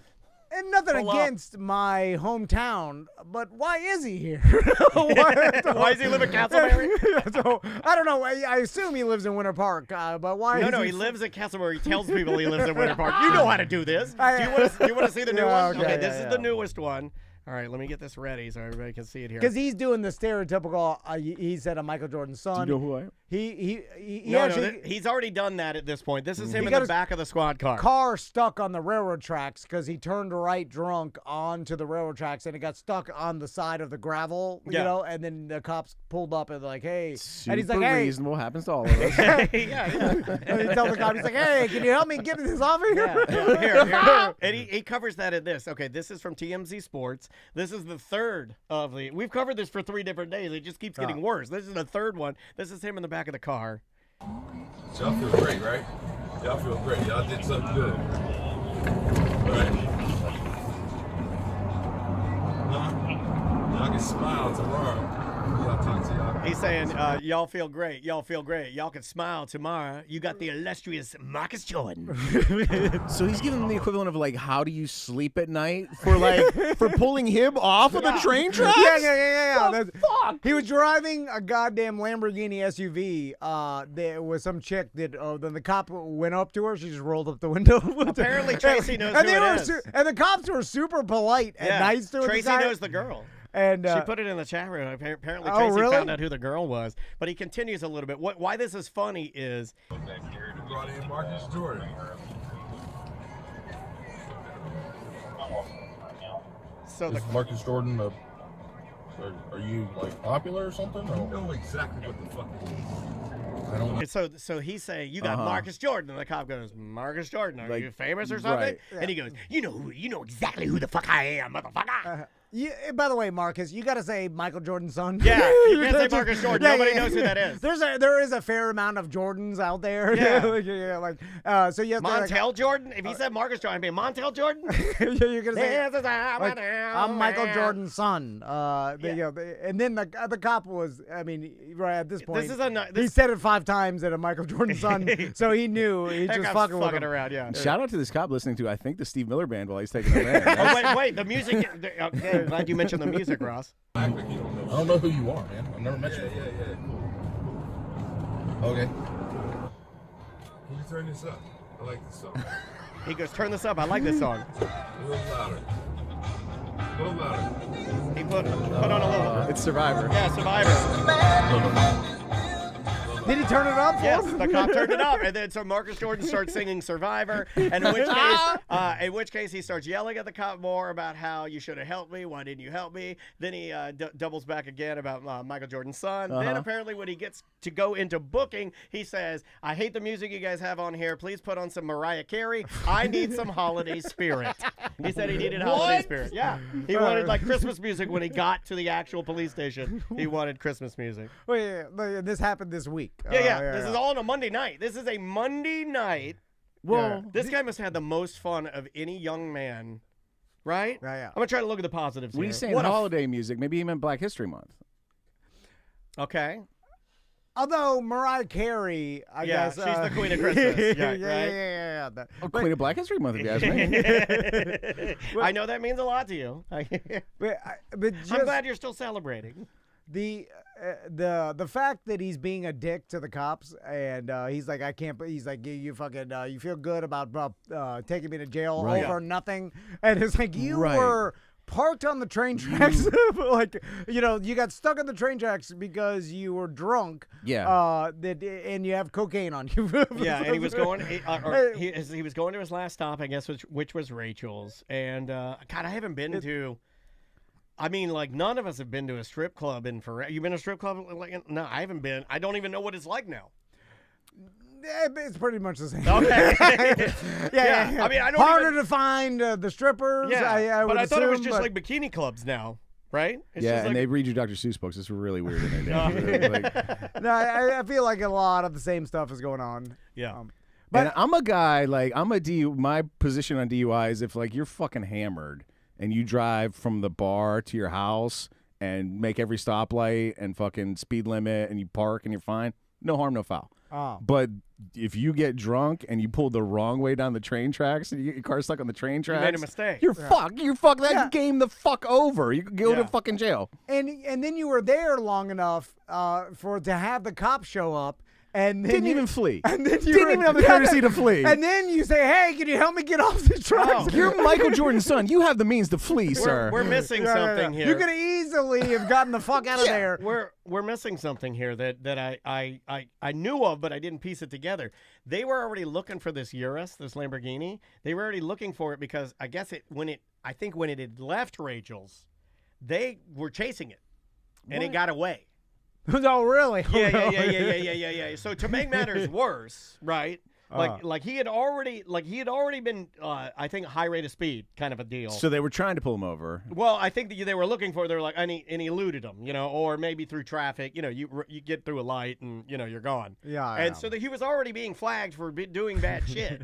Like this isn't. I forgot about that. What a wild dichotomy of driving skills where, like, if 5 minutes earlier, you've just successfully eluded the police, and then you make a wrong turn onto some train tracks and get your car stuck. That's life. That's allegory. So a couple things. There's 2 things that I know. Why isn't there handicap parking on the train tracks? Ooh, well, they get hurt, I feel like, if it were on the tracks. For the most part. It cut down on handicap, though, I'll tell you that. Like, it does no good, I think, to start admitting things to the cops, right? Any lawyer will tell you, like, you start admitting that, I only had a few and all that kind of shit. Like, every lawyer I've talked to said, shut the fuck up. Just never say anything, right? Now, on the opposite of that, it is true that the cops can't really charge you more or get you in more trouble by talking shit to them.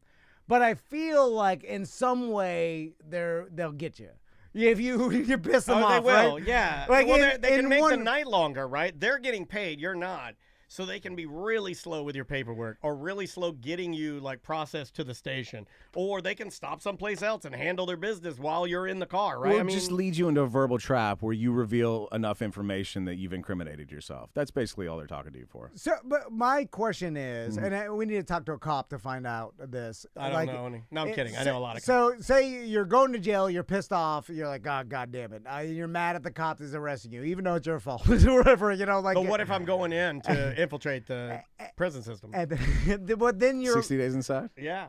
You're like, well, all I can do here in the back of the cop car is annoy this guy to try to get some emotional tax out of this exchange. So I'm going to shit my pants. Or just like start talking shit, annoy him in some way. Piss the squad car, shit your pants. That's what I would do. Well, I think they could technically get you for some sort of like destruction of property. No.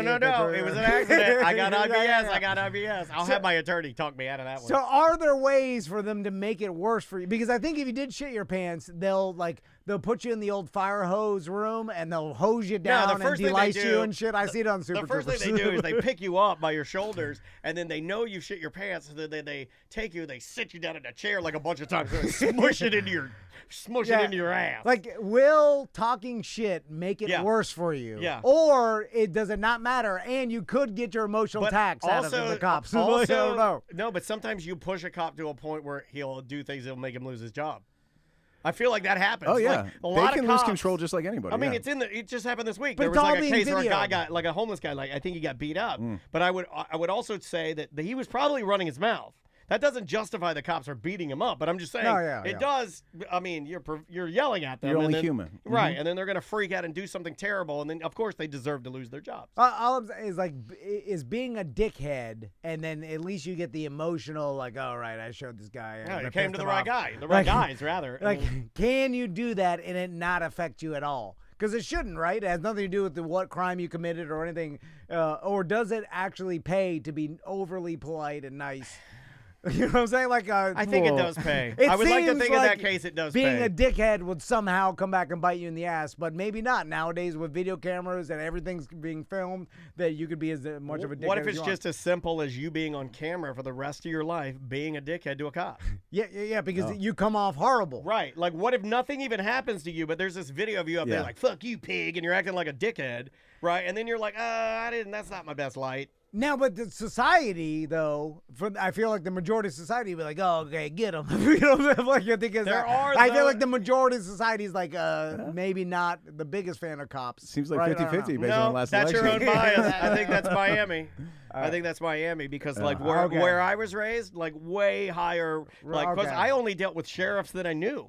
Like, smaller town. Yeah, it was like a small and so I had a lot more respect for, like, you know, you remember the story? Like, it broke my heart as a young boy to be in Subway and seeing a DeLand police officer stealing soda out of the water cup at Subway. I was like, how the fuck is this? He's a cop. He can't do that. And help. My whole life is shattered. My whole dreams are shattered. It broke my heart. It broke my heart. And by the way, in this exchange that we've been talking about all week, like, the cops are nothing but they were super great. nice. They were so great. And too nice. Overly nice. Like, this guy did not deserve. You should have kicked him down on the any tracks. of the shit. You should have tripped him right on the tracks, his face in the dirt. Like, I'm so sorry. Super polite to him the entire time. Yeah, and this guy's just a dick. This is a nice Lamborghini. Start pissing in the back of it. Fuck this guy. This guy's an asshole. He's a blight on Orlando. Now the best you're gonna do is break even, because like you're never gonna ingratiate yourself with a cop. You're always just some guy going to a cell to a cop, no matter what. But you could get yourself lower, I imagine. Like minimum, there's like one cell without air conditioning and the light flickers. And you're a fucking prick on the way in. They're like, put him in cell 6. Or, like, due to protocol, they're allowed to search your butthole and things. Like, you're getting the butthole if you, like, this guy's a dick. But I don't even think they want to do that, right? I think he's got lice and search his butthole. Like, you know what I'm saying? And they throw the lice powder. That's even, like, that's aggressive. I'm saying stuff like they clock you in at, like, you come in at 6:45. But they write you in at 7:05 so you don't get breakfast in the morning or something like that. Just little shit you would be an awesome dude. We gotta send you to police academy. I want to see you fuck some people. I can make a helicopter noise. You're right, Ross. I want to hug you. You're right. Now. They put the Let's booking send Ross time to police academy for 1 minute over 12:01 a.m. So he has to stay there another whole day. 24 hours. Or Comedy. That's what I'm saying. What if we created the that's world? What I need. Oh, you'd be the meanest cop. That's what I need to know. Like, hey, if you're a dick, they'll fucking put 12:01 and then get you the butthole. So don't be a dick. Well, Tuttle told us about that. Remember the guy walked by. What's for lunch, sir? And he's a cock meat sandwich, motherfucker. Although Tuttle said he wasn't a dick and he was just asking what's for lunch. Well, and that's the baseline. That's the baseline you're starting at. So like you're never getting above that. You start at cock meat sandwiches. You can only go lower. Yeah. So, oh God, to see you choose another path and just fucking wrecking people. And by this time you'd be a warden, I feel like. Right? So, Ross, I want to ask you about your bird feeder because Daniel mentioned... I found something that we got to get. It's even better. Okay. Well, maybe not even better. It's a companion to. So, what do you have? Right now, my setup right now, I got a bird bath. Okay. Nice concrete bird bath. I got a feed. I got like a pole. I'm gonna say it's a 12-foot pole feeder on it. Just a plastic $7 Walmart birdhouse feeder. And then I got like a little 6-foot pole. And just for Christmas time, somebody got me one of those ones that like the bird flies down and like perches there and it records them like eating, but it's solar powered and it's been cloudy every day since Christmas and this thing just hasn't ever fucking charged. So basically I have 2 plastic bird feeders. Because I know there is a video camera and on sunny days it will. This summer, I'm going to be cranking out bird pictures. And it has AI, right? Where it will like because I know that Andrea has a friend who has one that it will take a picture of the bird and then run the bird's picture through AI and tell you exactly what bird it is. This is a lower end model. This one, like, it'll either do like 3 seconds of video or like it'll take 6 pictures in a row real quick when it comes down. Oh, it's a video. But again, it's all solar powered and like if it's a little bit cloudy, it's not coming on. Like now, would it alert you like a Ring doorbell when a bird lands and it's like you look and like, oh, bird. That can be annoying. Excuse me a second, I have a bird. It will. It has an app, but I don't know if you've seen my hair. I couldn't figure it out. Back to you, Tom. Well, what I wanted to add to it, because I found this online, and it is expensive. This motherfucker is like $500, but it is a microphone on a little tripod that you power up, and I think it's got like a little battery in it, and it'll last like 6, 7, 8 hours. And you set it on your your balcony or whatever, and it will record. And then it will listen to all the birds in your neighborhood. And then based on the distance the bird that it hears, the type of bird it hears, the area you're in and geolocation, it'll tell you what birds are in your neighborhood so you know what to look for. God. I thought it was pretty fucking cool. That's like magic. That's amazing. Yeah, it records like all the time. And then what it does, because it's got AI, is it takes all the chirps and it categorizes them, tells you the times that they chirped and all that. So you get like a spreadsheet of like when to birdwatch. Dude, imagine crazy, dude. Imagine if we could do that for you, Dan. Like record all your chirping and categorize it. Tom by, wouldn't like, want that. Shopkeeper, like doctor. He'd be begging for cloudy days. No battery in that one, please. Dude, a bird mic. That sounds awesome. Yeah. This is Florida, though. Do you have to give 2-party consent to the bird? You know what? That's an interesting question. I don't know about running a microphone all the time. Yeah. You might be onto something there, but I do know that there are competitors because they're like two different ones, and they're both about $500. They're expensive as shit. Okay. But this is such a thing that there are multiple brands of it. It's not Yeah. just, hey, we're the bird mite guys. It's, we're the bird mite guys, and they're like, no, we're the bird mite guys. And I'm like, well, that's fucking weird. Because there's a couple online sources where you can like upload a bird whistle or whatever and get it identified, but they're cumbersome. It's not easy at all. Yeah, there's sites that will identify. Yeah, I saw that. Yeah. No, this is a mic, and you just you plug it in. It's got like a hard drive, and it's got a big battery, and it looks like it's camouflage, so you could like tuck it in, and it would just records birds. Do you know? And I like that because we get weird birds here in Florida. Like we get stuff migrating through the Gulf and up from the Caribbean and stuff. Like, I put a 2-minute video in the BDM group a couple weeks ago. Did you guys see that woodpecker? It was like a 3-foot tall fucking woodpecker. Like it flew down, and I was like, "That's fucking Woody Woodpecker in real life." Like that thing could like walk up to me and be like, "Ah." And then it went to my power pole, and it started destroying my power pole. Like it's just knocking chunks of wood. You ever like scraped a power pole with your finger? It was fucking bouncing its face off this power pole and just destroying it. This is what my dad would shoot with my Red Ryder. Those giant mega, and he'd be like, "I don't woodpecker." Yeah, because he didn't give a fuck. He would shoot carpenter bees out of the sky with this BB gun. They would destroy the soffits. Remember the aluminum soffits? And I've told this story a million times. It wasn't just the bees. We had those giant fucking woodpeckers, and they would peck. Our whole house was cedar, and these woodpeckers love the cedar. My dad would sit out there like an army soldier, and he'd shoot these woodpeckers. And he didn't care. He'd shoot anything out there. He'd shoot them all. Shoot everything dead. Yeah, the woodpecker is the bird that you're the most surprised to see, right? Hummingbird. Hummingbird. If I saw woodpecker, it's more magical than a bald eagle to me. Like, it's like, oh, shit. Really? Yeah. No, me was the time I saw that hummingbird down here, and it was just like, it was doing, and it's going like, and I was looking at it, and I'm like, oh, shit, it's a fucking alien. You know, like, it doesn't look real. Hummingbirds are cool. Because they go like, yeah, they're faster than the eye. We have a family of regular woodpeckers that come to my bird feeder pretty regular. Like, it's 3 or 4 of them that are just like regular sized ones. Regular ones mean they're not special needs, right? No, I don't. They're like, normal bird size. Yeah. And that's why, like, when this thing flew down, I was like startled. It was big. Yeah, and they're more like what you're saying about how Woody, he had like a plumage. And they're bigger. They have bigger hair. And there was obviously another one like in the neighborhood because it was making like weird calls. It was like doing some straight up like stuff. And then another one was like answering it from another tree. Yeah. Oh, you're unlocking a memory, if I may. Yeah. I remember how sad I was when my dad told me that Woody Woodpecker's voice was done by a woman. I just it unlocked a memory. I remember my dad Bart saying, Simpson got me too. Yeah, exactly. Nancy Cartwright. That's the 90s Woody Woodpecker. It was a little bit of like it was one of the first times that I like realized that women can do anything men can do. You know, I think I said that wrong. And Bart's a little boy, but Woody, there's Pecker in the name. That shouldn't be a lady. That is a Bob Zaney joke if I've ever heard one. All right, let's take another break. Yeah, man. And when I'm we come having back, too much fun today. I want Daniel to tell me about this card game that you said. Have you heard of this card game? Yeah, I want to know if the chat room plays. I'm straight up addicted to it. It's called Balatro. Does anybody in the chat room? Yeah, just throw it out there. Go look it up while we're. But it's played on the phone. It's not with a regular deck of cards. You can't play with a regular deck of cards. It'd be impossible. But you can play it on Xbox. You can play it on Steam. It's on any game, like any game.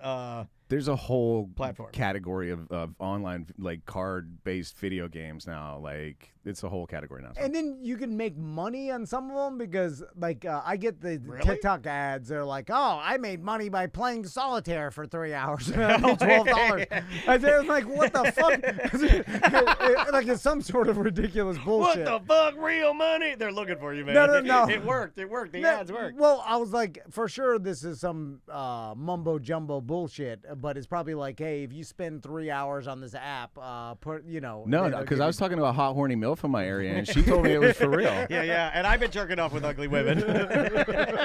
It's awesome. Let's take a break. The name of the band is Slaughterhouse. The name of the song is Sick and Tired. Brothers, welcome back to A Mediocre Time with Tom and Dan. I am Dan. I'm Tom. Ross is here, the Orlando Talk Show with Ross McCoy.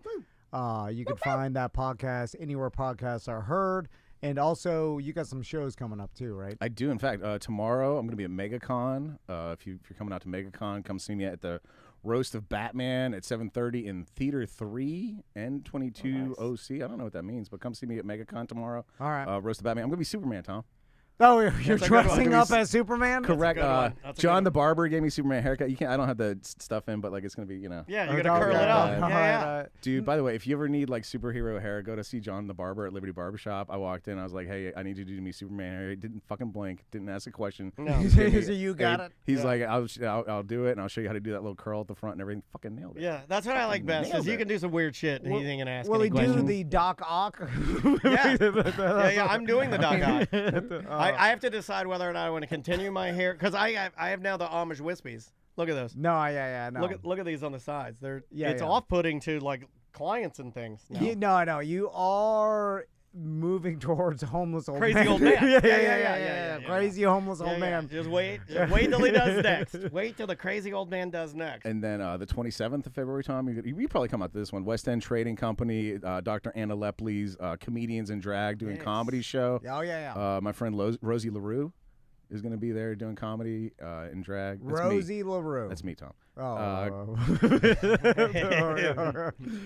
So you know what, Sam? Send Tom some of the pictures. Sam came and saw me do this show at the Improv one time, and she took pictures. Send Tom some of those pictures and show him what he's going to be dealing with. The 27th at the West End Trading Company. Marcus Crespo's going to be there. Nice. It's going to be fun.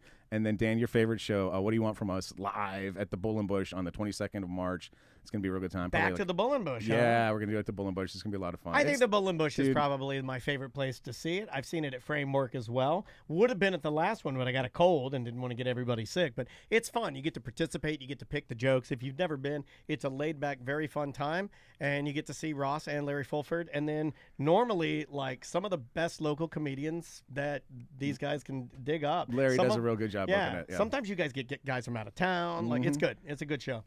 Even though there's almost no correlation to this, every time Bull and Bush is mentioned, I think of headbutting the buffalo. Yeah. Eating pulling Bush. Yeah, and I'm pulling Bush at the. Has anybody ever said I'm pulling Bush at the Bull and Bush? Can we do a shirt that says pulling Bush at the Bull and Bush? Vintage. I'm always like, Scott's heard it all. Like Scott's the bartender at the Bull and Bush. Like the other day, what was it? I was like, give me 2 Guinnesses. Oh, give me 2 Guinness-I. Has anybody ever said that before, Scott? He's like, 1,000,000 goddamn times. Yeah. I don't think anybody's ever said pulling Bush at the Bull and Bush. We've heard all the Bush jokes. Yeah.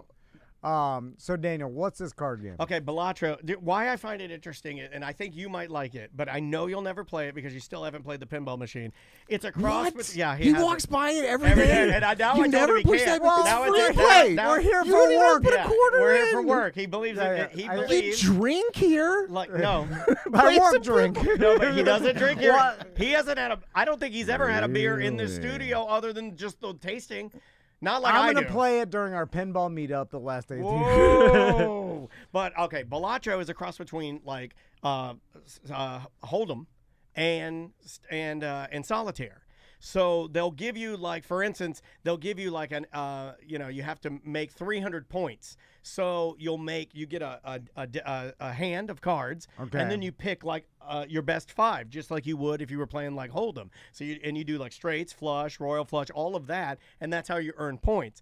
There are these other Jokers cards that are kind of like multipliers, a la, I would say, like Uno, kind of like a draw 4, where they can do different magical powers, like they can multiply certain things, give you extra points. Oh, I'm out with magic. No, but it's not like magic. It's more like just getting extra points. It's bonus cards. It's one of the games that you literally just have to play it. It's very difficult to explain, but once you start playing it, I am completely and utterly addicted to it. And here's my question to you. Are you playing against someone? No.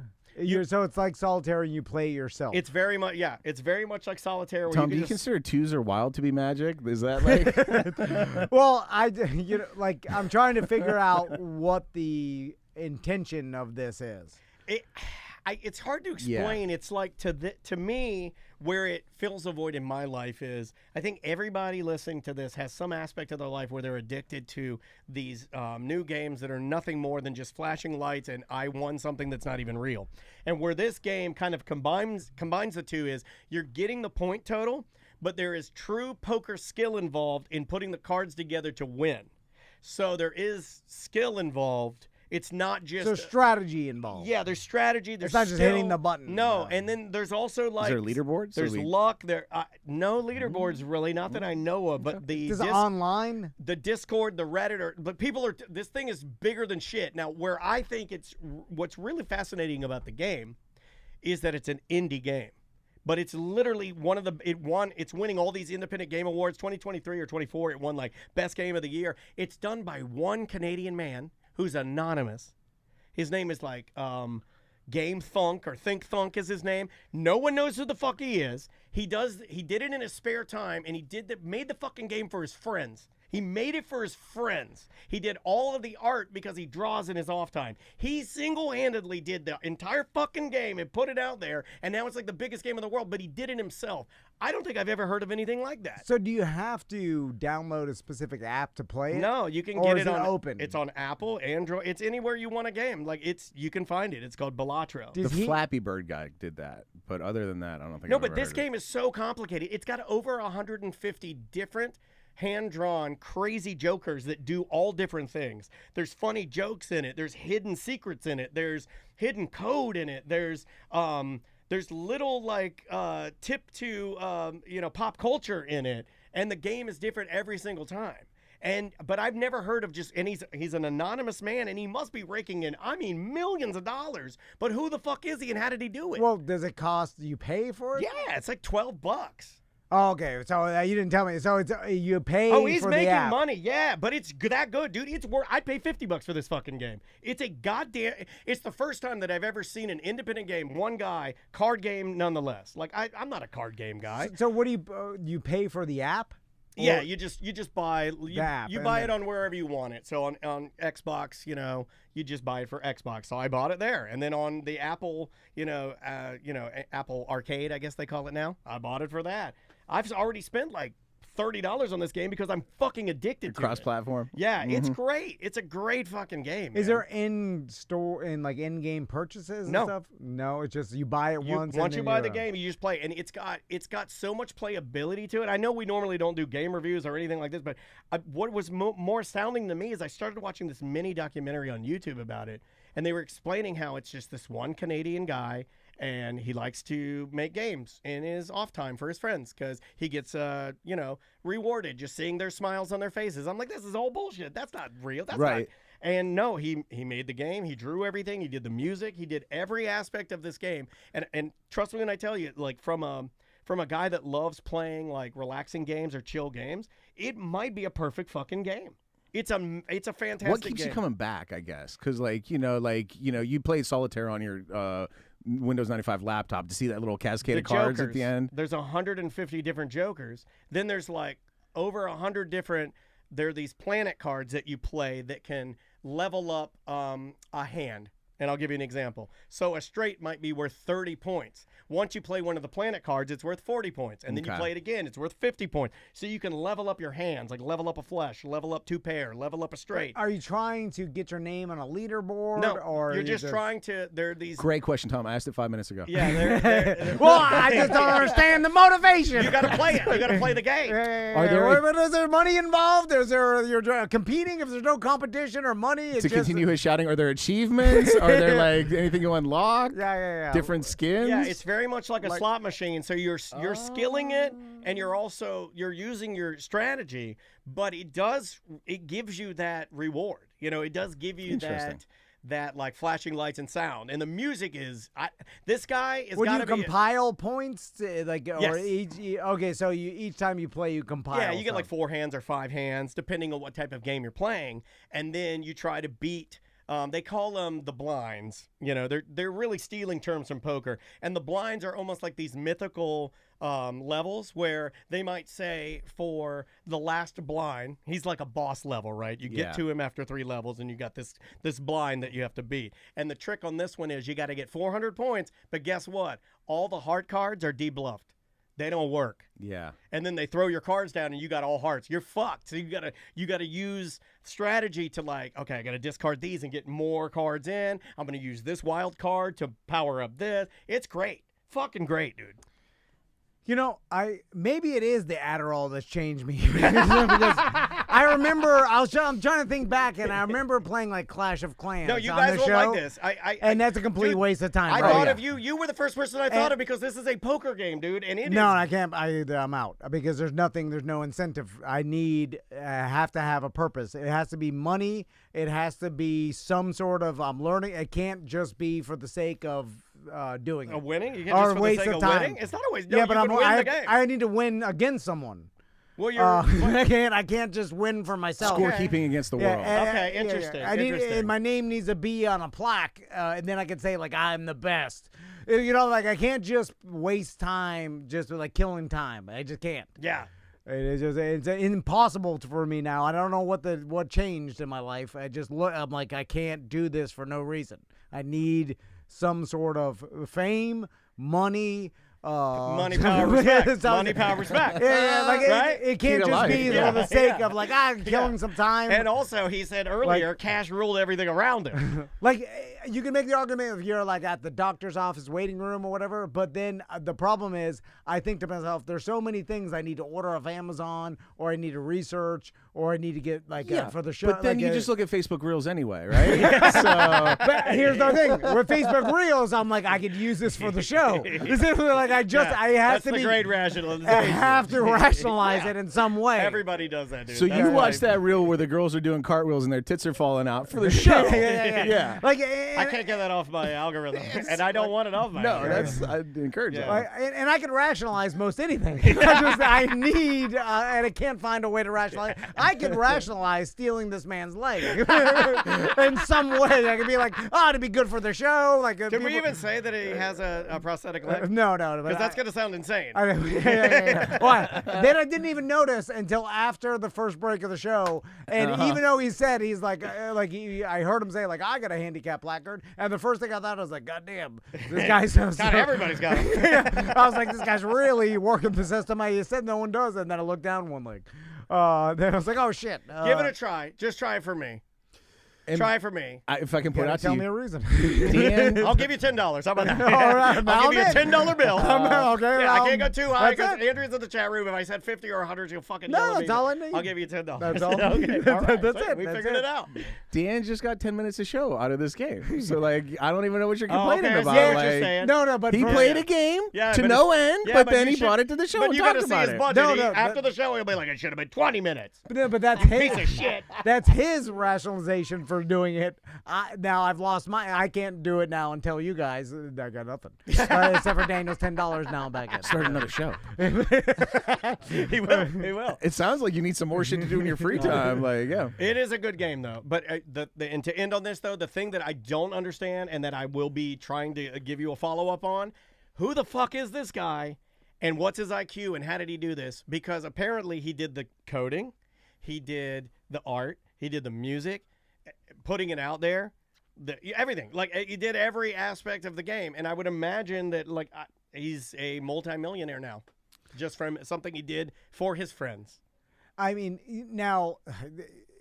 nowadays it's like you hear the story and you're like, well, did he sell this to a different company? Are they using this guy? Like, oh, this Canadian guy built this in his garage just for industry plant. No, so that people are like, I will buy it for $12. No, they've investigated this guy. He even did a Reddit like Ask Me Anything, and he just seems to be like a super private guy who likes making. He honestly, like, I don't believe anybody when they say that. Like, hey, I just like doing this for my friends.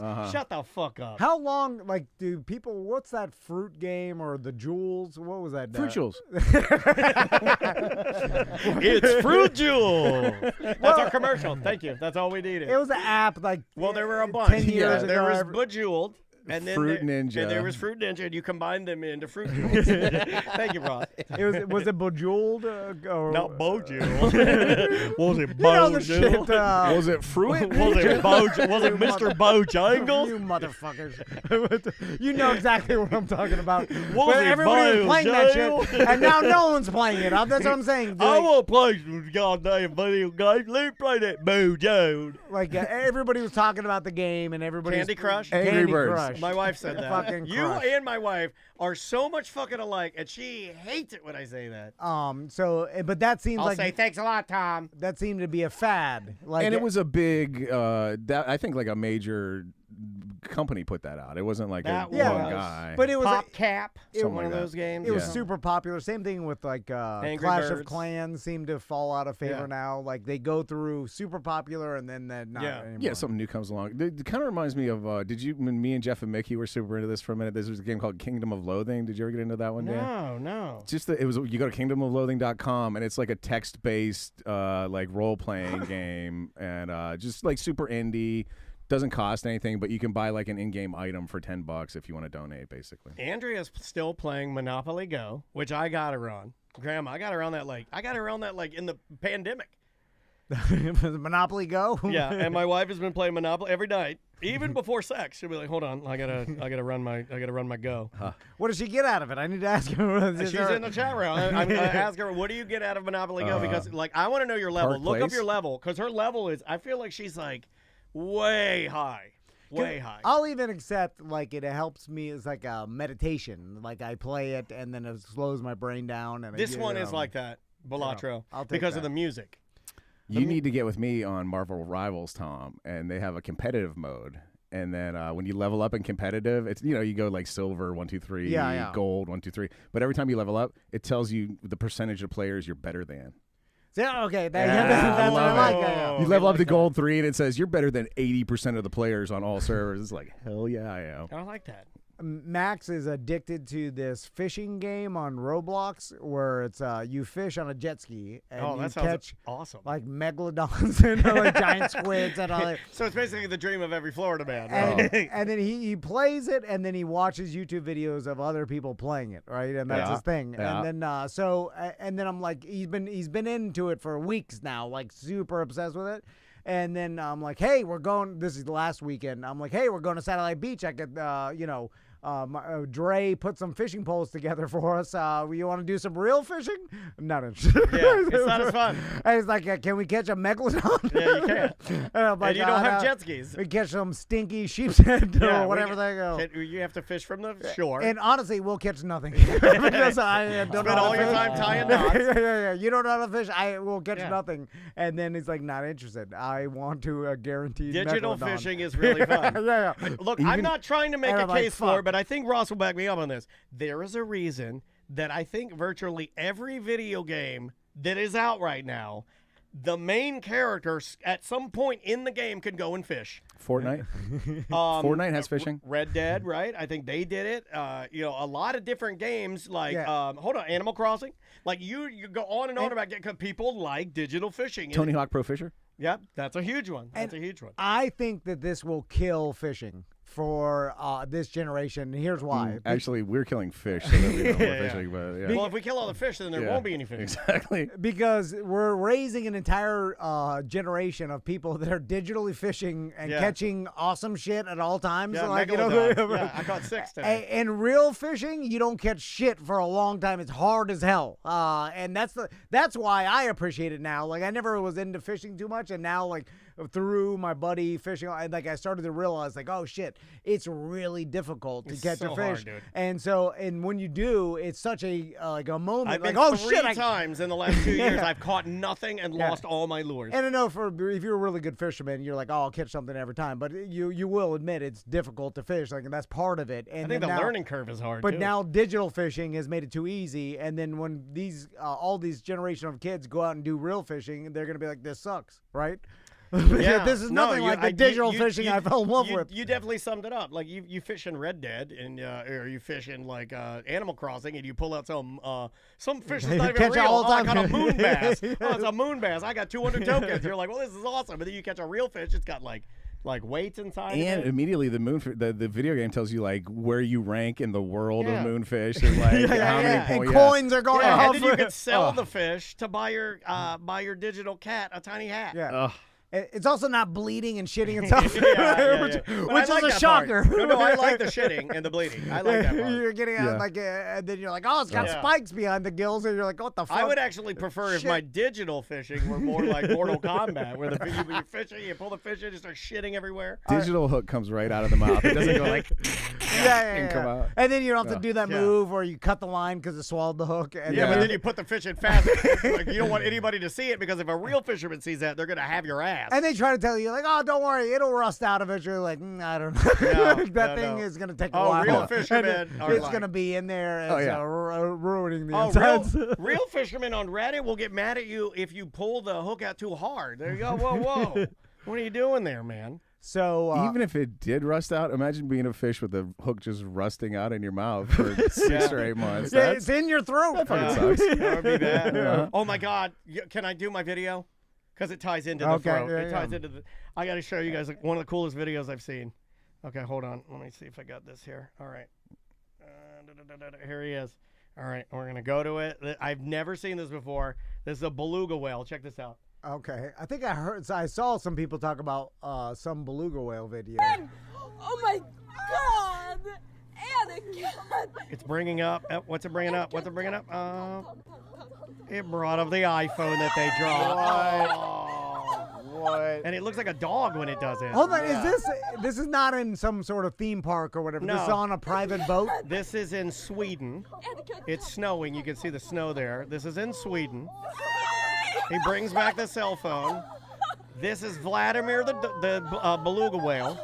Oh. Now, Vladimir the beluga whale is named after Vladimir Putin. Legend has it Vladimir was a Russian spy dolphin that escaped. And when he escaped, he ended up going through different channels, and they found him in like 2017 or 2019 or something like that. I'm going to paraphrase and get all over the place here. But they found Vladimir like 2019. He's like off the coast of someplace in Europe. Then they started like following him around, and then he ended up like in Sweden.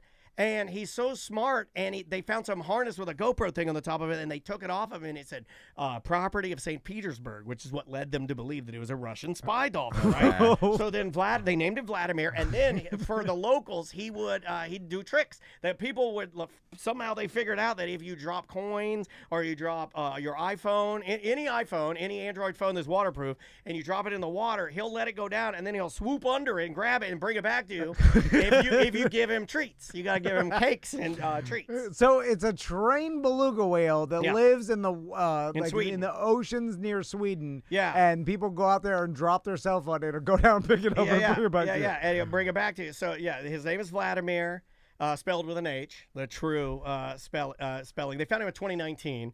Now they were trying to figure out what to do with him, but they were kind of like too slow.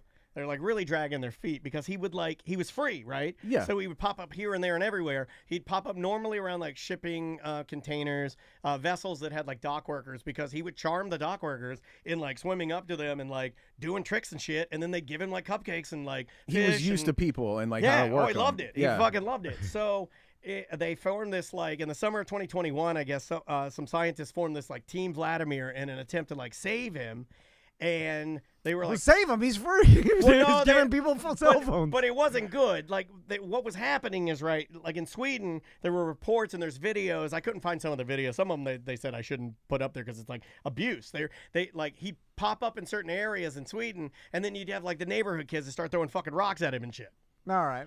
Or like he'd pop up and then people would like do the cell phone trick, and he'd bring the cell phone and they start beating him on the head with it. Shit. Because people are insane, so they wanted That's not the Swedish I know. Yeah. It was all over Europe. He's like, I'm paraphrasing, right? He's all over Europe, like traveling. So they wanted to like have this place to put him in. So this beluga whale brought my cell phone back. Hit him in the face. So he just died. Hey, let's go down to the beach and beat up that whale. That's how people are. But he just died like in August. What? Scottish kid punched him right in the nose. No, they found him floating dead in the Bay of Reykjavik, close to Stagnavar. In August, the animal rights he was poisoned by strontium. Well, it says the animal rights organizations NOAA and One Whale subsequently filed a police complaint stating that Vladimir died after sustaining multiple gunshot wounds. What? Someone shot him? A director from a third whale activist organization, Marine Mind, however, said that there was nothing to immediately reveal the cause of death, and despite seeking the markings, believed it was just too early to say what they are, and some of the markings may have been caused by marine birds. Later, a necropsy found no projectiles or other signs of human interference in the cadaver. Police reported that a stick had become lodged, and this is what you had mentioned, something getting lodged in your throat, the rusty fishhook. That's what made me think of Vladimir. Apparently, he'd gotten a stick stuck in his throat, and it couldn't close his mouth, which led him to not be able to feed himself, and then he died. All right. Not so smart after all. yeah, I thought you were smart, Vladimir.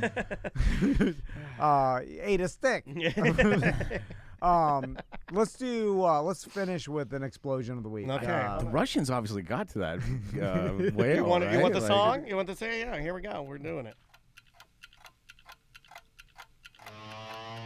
When the normal bits are getting old, you kinda gotta punt. Skippy wasn't funny and Ram Daisy is a cunt. People getting blown up is really what we want.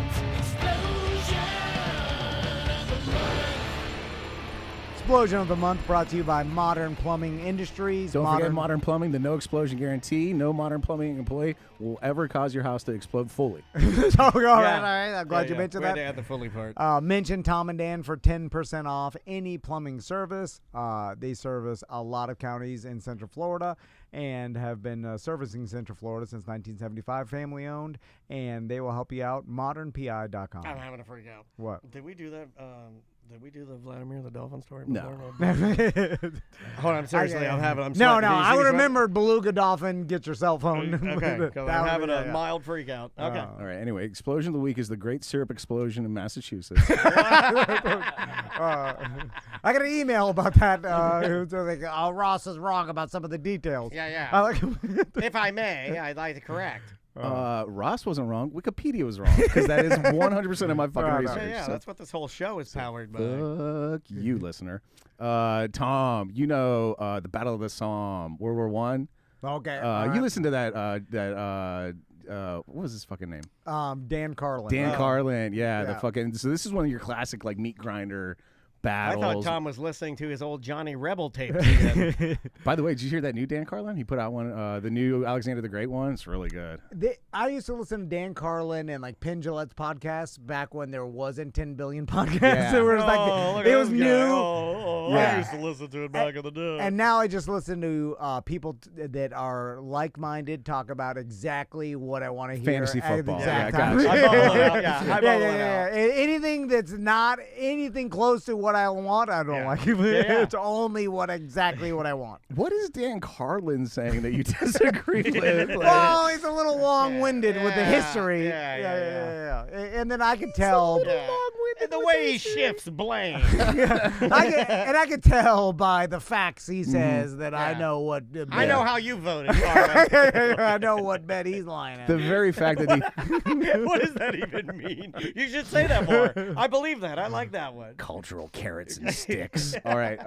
Yeah. So Battle of the Somme. This is one of your classic meat grinders of World War One. Becomes one of those big like muddy battlefields that like dudes are drowning in the fucking ground in. They kicked it off with a big explosion. July 1st, 1916, first day of the Battle of the Somme. The British they'd done a bunch of they called it sapper work. You remember Peaky Blinders? Yeah. Remember how they came back all shook up because they had to they were fucking constantly digging in the mud and like fighting in tunnels and places and explosives and stuff. Those dudes, like all along this big line in the German front, it ends up being 19 mines, 8 big and 11 tiny. They call the joint explosion ranks among the largest artificial non-nuclear explosions ever. Whoa. So 19 mines again. What was I looking for? The chat room even said, wasn't this the largest explosion except for like a nuclear bomb? I'm like this one's known. That's crazy. You would think, like, remember that when that fertilizer plant blew up? I forgot what country Boy, it is. do I. And every once in a while, there's, like, gigantic nuclear bomb-like explosions of fertilizer plants or whatever, like some stockade of whatever. Yeah. And the one I like seems is the... that seems hard for 1917 to beat. You know the one I like? Hyperbaric chamber with a horse in it. What is that? There have been a lot of hyperbaric chambers with a horse inside of them that have exploded.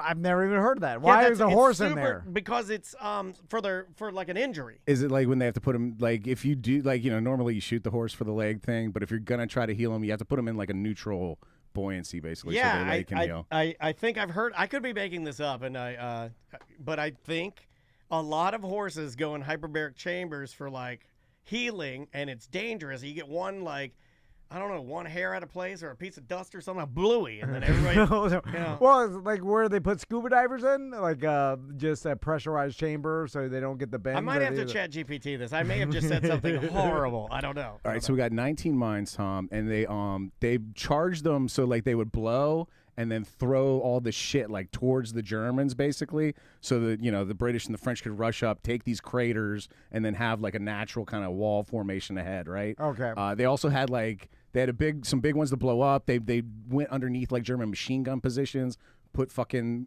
mines underneath them, and they also had like these tunnels that were designed to blow kind of at the end, so like a bunch of guys could just rush out and like storm the lines, right? Okay. And so now we're just gonna go through. It's 19 mines. They all have names. That's how like big they fucking are. They're mines with names. I'm just gonna run through the 19 and tell you how many pounds of gunpowder each one had. Okay. All right. All right. 40,600 pounds, 40,000 pounds, 8,000 pounds, 8,000 pounds, 60,000 pounds, 9,000 pounds. This is number 7. 15,000 pounds, 25,000 pounds, number 9. 500 pounds, 500 pounds, 500 pounds, 500 pounds, 200 pounds, 2,000 pounds, 500 pounds, 500 pounds, 5,000 pounds, 500 pounds, and a little 500-pound baby to end us. Okay, so those insane 19 mines all going off at the same time. They heard this shit in London. Wow. 2 of the mines were the biggest mines like ever blown at that point. The next year they did a big like one of these 2. Didn't even come close to this one. The Battle of the Somme, big 19 mine salute to get us started. That's crazy. That is like, nuts. So they basically blew off tens of thousands of pounds of explosive all at once. And that's all well and good. It's really they mined like miles ahead to get to these fucking Germans and like in utter silence so that the Germans didn't hear them like scrabbling around underneath them like rats and stuff. They mined, they took all this fucking, like again, hundreds of thousands of pounds of explosives, mined it, holes underneath, and then coordinated. Insane. It's impressive. Even like listen to Dan Carlin talk about World War One. I don't like that guy. Go ahead. And then not Mike Carlin. What human beings were put through at this time, and like just the conditions. And you know you hear the stories about like they're all flea infested and they all have lice, and then like you know feet rotting off from the ground up, disease, and then like only thing you have to look forward to is a whistle being blown and then running to your death by machine gun. No, but that feels good. That's got to feel good after fleas. And then the people that manage to live, and then just like, oh, you'll never be the same. Like, what the fuck? You hear a shell coming in, you hear it land, it explodes, you see that mustard gas like start rolling towards you, and you freak out and start running away. You're a goddamn coward. You're shot. Yeah. How about that shit? Thanks for calling A Mediocre Time. Who's this? What's going on, T&D Media? It's Dan Carlin. Mike. Hey, Dan Carlin. Concrete Mike, what's going on, buddy? What's going on, Mike? Oh, not much, man. I just left Firestone Auto and Tires, spent $750 on 2 front tires without the alignment. What? So that was fun. Is Concrete like my dad? I feel like every conversation with my dad starts with tire prices. Okay, let's talk about tires. Obama's at it again. Let's talk about tires for a second, because tires ain't pretty. Do you know what the world's largest manufacturer of tires is? What? Lego. Okay. This guy. It's true. Yeah, no, he's right. For all intents and purposes, we all kind of should agree that tires should have gotten cheaper as time went by. I disagree. Except for the fact they started. Every year, man. But they get better. They do. You're not buying 1950s white walls made out of rubber anymore. They got like titanium fucking mesh in them and shit. They do have mesh, and I understand there's more technology. I don't in like them, mesh. But there's also I don't like tire mash, uterine mash. I don't like any of the mash. Hernia? Yeah, but I like that one. through machinery and just general technology, they should be cheaper now. Where we should look at That's them. your arch enemy. General technology. Well, he's firing missiles at you right now. Like I could have bought cheaper tires. Why didn't you? With my work truck and doing concrete, I got to run low range E tires like I got a big heavy duty flatbed truck. Well, then it sounds like you couldn't have bought cheaper tires. My then. tires are over $300 a piece. Yeah, that's expensive. Like they shouldn't be that much, No. right? Like No. You know, it sucks, too. I drive like 30,000 miles a year, so I got to put tires on my truck every like 2 years, 2.5 years, and I'm dropping $1,200 to $1,500 every 2 years on friggin' tires. Yeah. Get out of here. Mike, did you call about tires? Yeah. Was this your gripe? Hold on. Yeah, actually, that's why I called. Well, the main reason was the guy, as he was cashing me out, the store manager over there, as he's handing me my keys, there was no one else in the waiting room. He looked at me and goes, "Oh, you're a big dick millionaire," because I have a BDM keychain. Oh, wow. And I looked up. I was surprised. His name's Walt. But Shout out anybody to in the Walt. Mount Dora area, go give that store some love. If you got to buy some tires to get your car worked on, man, we got Shout out to BDM Walt work. for his overpriced tires, is what I heard. Hold on, Mike, you started. Shout out to Walt. Yeah. Good job, Walt. You stole all my money. Your fucking tires. Fuck If you. you're in Mount Dora and you want to pay too much for tires, go see Walt. Walt's expensive tires. Mike, you didn't do a good job endorsing Walt's store. I'm so fucking pissed I had to call you. They just highway robbery. Walt's tires. He did have me in and out. I was in and out there within an hour, though, so I didn't even have to wait that long. Okay, all right. I feel we're backpedaling nicely. We're backpedaling. My nicely. name's Crazy Walt, and I've got too many tires. And since I'm crazy, I've marked them up 4 times as much as any other tire store. Crazy Walt's tires. Do you want expensive tires? Rapid fast? Walt's tires. Yeah. The fastest, most expensive tire. My name's Walt, and I'm in a pickle. I gambled away all my money, and I need a lot more. Come buy tires at twice as much money. Yeah, what's weird, Mike, is that you started with how expensive they were. And I fucking hate this place. I want to firebomb it and burn it to the ground with everybody inside. Go see Walt. Your whole point was to plug Walt's tires. He also Why said did you start with He how also expensive? said nobody else was there, giving the impression it's a desert place. Like everybody in Mount Dora knows, don't go to fucking Walt for tires. Yeah, expensive as shit. $700. God damn. The Firestone was packed. It was busy, but there was just nobody in the waiting room. So he said "Big Dick Millionaire" out, and it threw me off. I wasn't expecting it. I was like, "What?" Yeah. Really, why did he give me the BDM discount? I'm sorry. I have no power. I have no power. We didn't get in the tire business, right? Yeah, we Is there do. money in there? Yeah. Oh my God! You ever watch the show with Shane Gillis? There's money in there. What's the margins? Are they buying these motherfuckers for $100 and selling them for $700? Yeah, like. And you know what's good about tires? Everybody needs them, so you don't have to do customer service at all. Hold on, No, I hung up on him. I'm sorry. Can you get wholesale tires from like Temu or some shit? Yeah, absolutely. Absolutely. Oh, look up Temu tires. Like, what are we? My computer just shut down. Like, what? Can we get some goddamn Amazon tires or some China tires for fucking $50? What are we talking here? While we look for that, let's find out more about horses and hyperbaric chambers, and I'll look for the tires real quick. Yes, there have been documented cases of horses dying in hyperbaric chambers due to catastrophic failures. One notable incident occurred in 2012 at the Kentucky Equine Sports Medicine and Rehabilitation Center, SMARC, in Ocala, Florida. A horse inside the chamber became agitated and kicked the interior wall, damaging part of the structure. This caused a spark, igniting the highly oxygenated environment. The resulting explosion killed the horse instantly and severely damaged the facility. Hyperbaric oxygen therapy, HBOT, is sometimes used for horses to promote healing and recovery, but because these chambers operate with pure oxygen at high pressure, any spark or structural failure can lead to violent explosions. Goddamn. Would you like more details on this case or hyperbaric therapy risks for horses? I like the scientist is looking through the porthole. I was like, oh, God, it's getting crazy in there. Run! Like, no one thought. Do you say that? Do you say it's get crazy? And then you yell, scientist! The scientist. He takes his, hold on, where are my glasses? Hold on, playing the scientist, and then I'll be playing the scientist. Hold on, let me take my hat off, too. I want to do this right. Yes. I want to do a good job, and I'm like, oh, that's well, pretty you know what I sciencey mean. hair. He's got a lab That's coat. pretty sciencey hair. I'm taking some lab. What? Hold on a second. He's kicked crazy in there. Well, all I'm saying is that that if one minor spark could set off in a crazy explosion to blow up the whole lab, like, wouldn't you say, like, hey, if this horse starts going crazy, he's got horseshoes on. Why don't you tie its legs down or something, right? Why you glue its feet to the floor? Well, it seems like it would have to have horseshoes on, right? Yeah. Take off the horseshoes. That's what I'm saying. How to create a spark. Okay, yeah, what kind of house are you running here? Everybody takes their shoes off in my house, Yeah. even horses. Take those off. All right, let's get the hell out of here. Yeah, especially on that horse joke.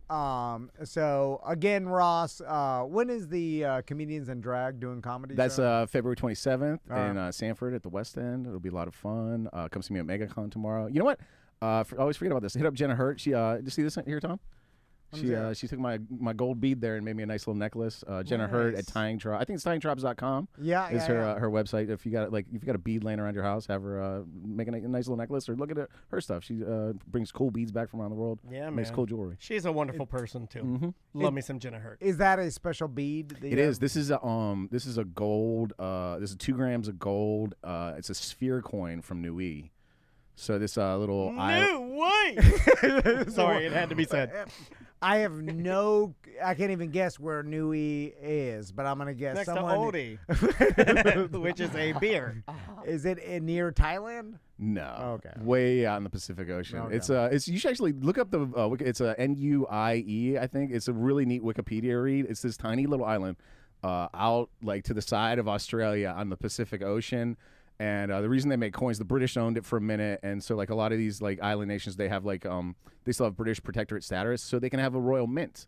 So this is actually like legal tender, money. That's dope. But like they'll do they'll do this. They'll make like a sphere coin out of gold. They'll make like one that looks like fucking Anakin Skywalker or Yoda or something, and make it like a But they made them spheres. This one they did. This is a sphere, and it's got a little hole through the middle, which makes it a bead. And so, she could put it on a necklace for me.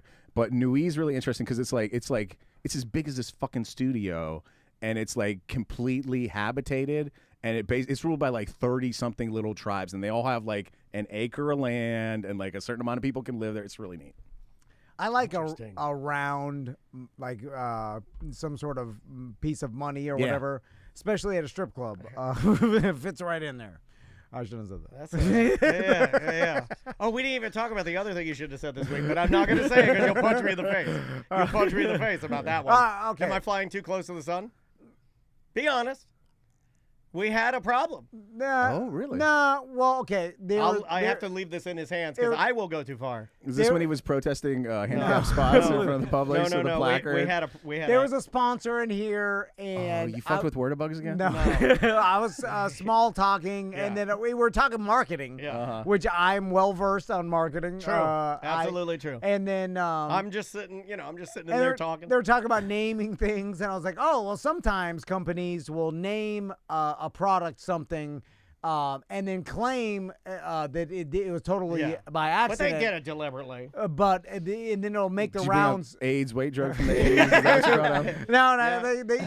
It's like, and then the internet will make fun of the company. Like, look at this. How did they then not know they named it? And I made the example. Oh, like putting a spelling error in the title of your meme because people will comment like you spelled that word wrong, Yes, and it'll bump your meme up. I'm like, it's a marketing thing. Yeah. I'm like, and then so a big company will put out like, oh, this is, and then I made this, and this was my mistake. I was like, oh, they'll say like, this is cream pied, whatever, cream pie McGee. Yeah.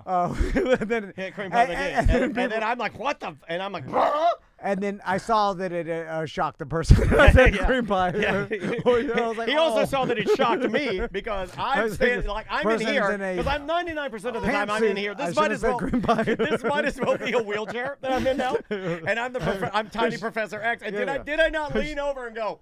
Yeah. I was like, I'm doing this, and I'm like, what the fuck? Yeah. What the fuck? Yeah. Well, yeah. What the fuck?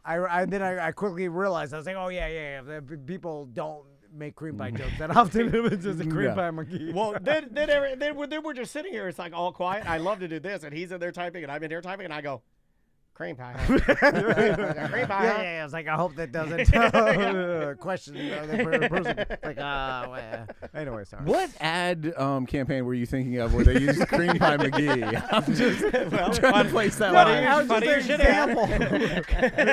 Cream Pie McGee's Horse Therapy Ranch. Cream Pie McGee's Equine.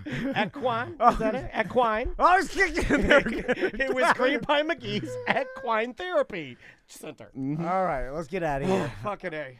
What a fun day. BDMs, we'll see you on Monday for the BDM show. If you are a Twitch viewer and a YouTube viewer, and I'm talking to you guys right now, I can see you guys in there. Thank you guys for sending emails and letting me know that you're going to be at the pinball party. I need to know about that. For those of you that said, hey, I'm stopping by the pinball party, like and subscribe on Twitch and YouTube. It will really help us out. We're trying to boost those numbers and make everything better. It's for the Twitch viewers and YouTube live but we want viewers. everybody to stop by and have a good time. So I just want to make sure I'm going to go crazy with some pizzas. I'm going to go crazy at Black Magic Pizza. And thank you to our sponsor, Cream Pie McGee Family Planning.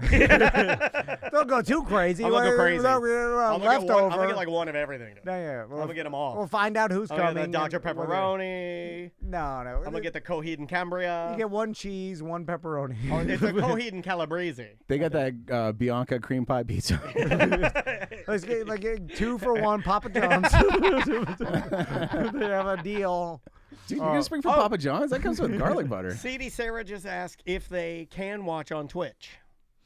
Well, we are going to do a Twitch-only show during the meetup because I get very awkward talking to too many people because I run out of stories. You're going to flee to your microphone? Yeah. So we'll do a Twitch-only show. Run it here. He's like, safe. Just me and old Cream Pie McGee. It's my favorite Janis Joplin song. All right. Oddly enough, nobody wanted to with her. We'll see you on Monday.